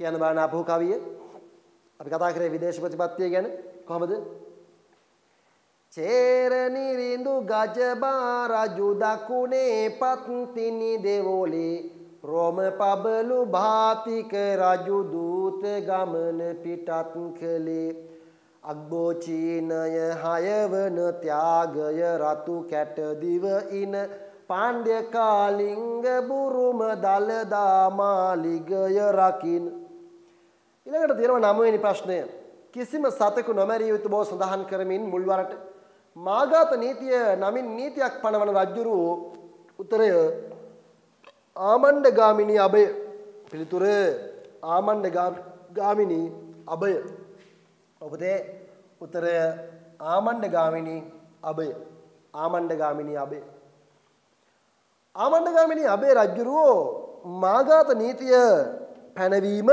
පිළිබඳව අපට හමු වෙන්නේ 10 වෙනි පාඩමේ නීතිය සහ සම්ප්‍රදාය කියන මාතෘකාවේ නීතිය සහ සම්ප්‍රදාය කියන මාතෘකාවේ පුතේ නීතිය සහ සම්ප්‍රදාය කියන මාතෘකාවේදී කියනවා ආමණ්ඩගාමිනී අබේ රජුරෝ සතුන් මැරීම තහනම් කළා නිශ්ශංකමල රජුරෝ කියනවා ජලාශවල ජීවත් වන පක්ෂීන් මරන්න එපා කියලා ඒක තවත් කාරණයක් ඒ වගේම කොණ්ඩවට්ටවාන් තැම්ලිපිය කියනවා නිසිකරට සීසෑම නොකරන පුද්ගලයින්ට කලං 5ක දඩයක් නියම කරන්න කියලා.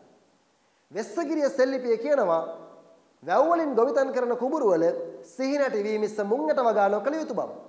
මෙන්න මේ විදිහට පරිසරය ආරක්ෂා කිරීම සම්බන්ධයෙන් ගොඩක් නීති රීති පනවමින් රජවරු අවධානය යොමු කරලා තියෙනවා. රජවරු අවධානය යොමු කරලා තියෙනවා. ඉතින් අපිට පුළුවනි මේ කියන කාරණා ටික ෂෝට් නෝට් කරගන්න මෙහෙම ඔබට පුළුවන් පරිසර සංරක්ෂණය කියලා දාලා පරිසර සංරක්ෂණය කියලා දාලා ලියා ගන්න මෙහෙම පරිසර සංරක්ෂණය කියලා දාලා ලියා ගන්න මෙහෙම කොණ්ඩ වට්ට මොකද පුතේ කොණ්ඩ වට්ට මොකද අපිට හමු වෙන සෙල්ලිපිය කොණ්ඩ වට්ටමාන මොකද ඒක තියෙන්නේ? නිසි කාලේ සීසෑම නොකරන පුද්ගලයන්ට කලං 5ක දඩයක් නියම කරන්න. ඇයි? වැසි කාලේ සීසෑවහම පස්ස සෝදගෙන යනවා. පස්ස නිසරු වෙනවා. ඒ කියන්නේ සීසෑමට නිසි කාලය වැසි කාලය නොවන බව. සීසෑමට නිසි කාලය වැසි කාලය නොවන බව. කොණ්ඩවට්ට නිසි කලසී. නිසි කලසී. කොණ්ඩවට්ට නිසි කලසී වෙස්සගිරිය සිහි නැටි වී. කොණ්ඩවට්ට නිසි කලසී වෙස්සගිරිය සිහි නැටි වී. මේ කවි ලියාගන්න දරනවා නම් මට මෙසේජ් එකක් දාන්න WhatsApp මෙසේජ් එකක් මම එවන්නම්. රයිට්. ප්‍රශ්න තියෙන ඒවා යොමු කරන්න. ඒ වගේම ඔබේ අදහස් දක්වන්න. ඒක ගොඩක් වැදගත්. ගොඩක් අගය කරනවා දරුවන්ගේ අදහස්. අපි මේ ගමන යන්නේ ඒවත් එක්ක. ඔබේ ශක්තියත් එක්ක. කොණ්ඩවට්ට නිසි කලසී වෙස්සගිරිය සිහි නැටිවි. මොකද කියන්නේ වෙස්සගිරිය සෙල්ලිපිය? වැව් වලින් ගොවිතැන් කරන කුඹුරු වල සිහි නැටි වී මිස මුංගට වගා නොකළ යුතු බව. වැව් වලින් ගොවිතැන් කරන කුඹුරු වල සිහි නැටි වී මිස මුංගට වගා නොකළ යුතු බව.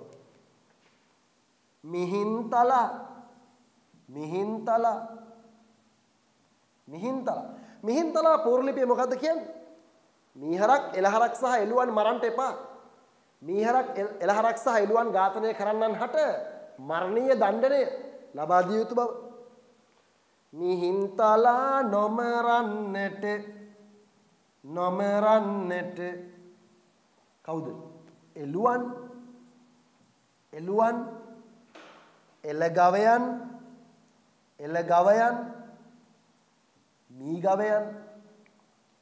එළගවයන් මීගවයන්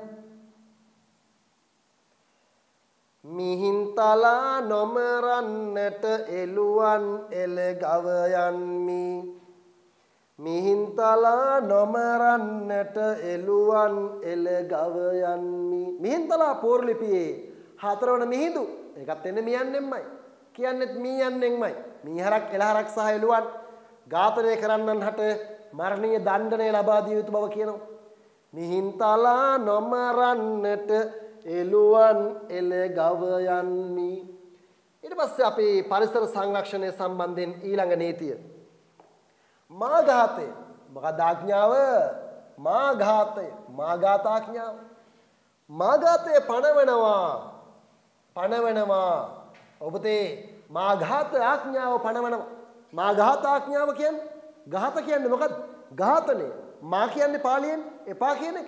එහෙනම් මොකද්ද? ඝාතනය කරන්න එපා. කවුද? ඝාතනය කරන්න එපා. සතුන් ඝාතනය කරන්න එපා. සත්ව ඝාතනය තහනම් කියන්නේ කවුද? ආමණ්ඩගාමිනී අබේ රජුරුව. මාඝාතේ පණවනවා මණ්ඩ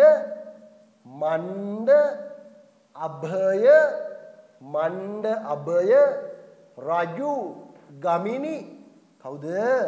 මණ්ඩ අභය රජු ගමිනී ආමණ්ඩගාමිනී අබේ රජුරුව මාඝාතාඥාව පනවනවා. අපේ ප්‍රශ්නේ මාඝාතේ පනවනවා මණ්ඩ අභය රජු ගමිනී. මාඝාතේ පනවනවා මණ්ඩ අභය රජු ගමිනී. ඊට පස්සේ කියනවා සංක. ඔව් සංක. කවුද පුතේ සංක? සංක කවුද? සංක දැන් මේ අයියා කෙනෙක්ද? සංක කියන්නේ නිශ්ශංක. කවුද? නිශ්ශංක මාල රජුරු. මොකද්ද කියන්නේ? එයා කියනවා ජලාශවල ජීවත් වන පක්ෂීන් නොමැරිය යුතු බව. බලන්න පරිසරයට කොච්චර ඇලුම් කළාද කියලා, ආදරය කළාද කියලා. ශ්‍රේෂ්ඨ ගති ප්‍රතුමක් නේද? සංක ජලජ අපි මතක තියාගන්නවා එකෙන් ජලාශවල ජීවත් වන පක්ෂීන් කියන එක. සංක ජලජ සහ පරිසර සංක ජලජ සහ පරිසර සුරකින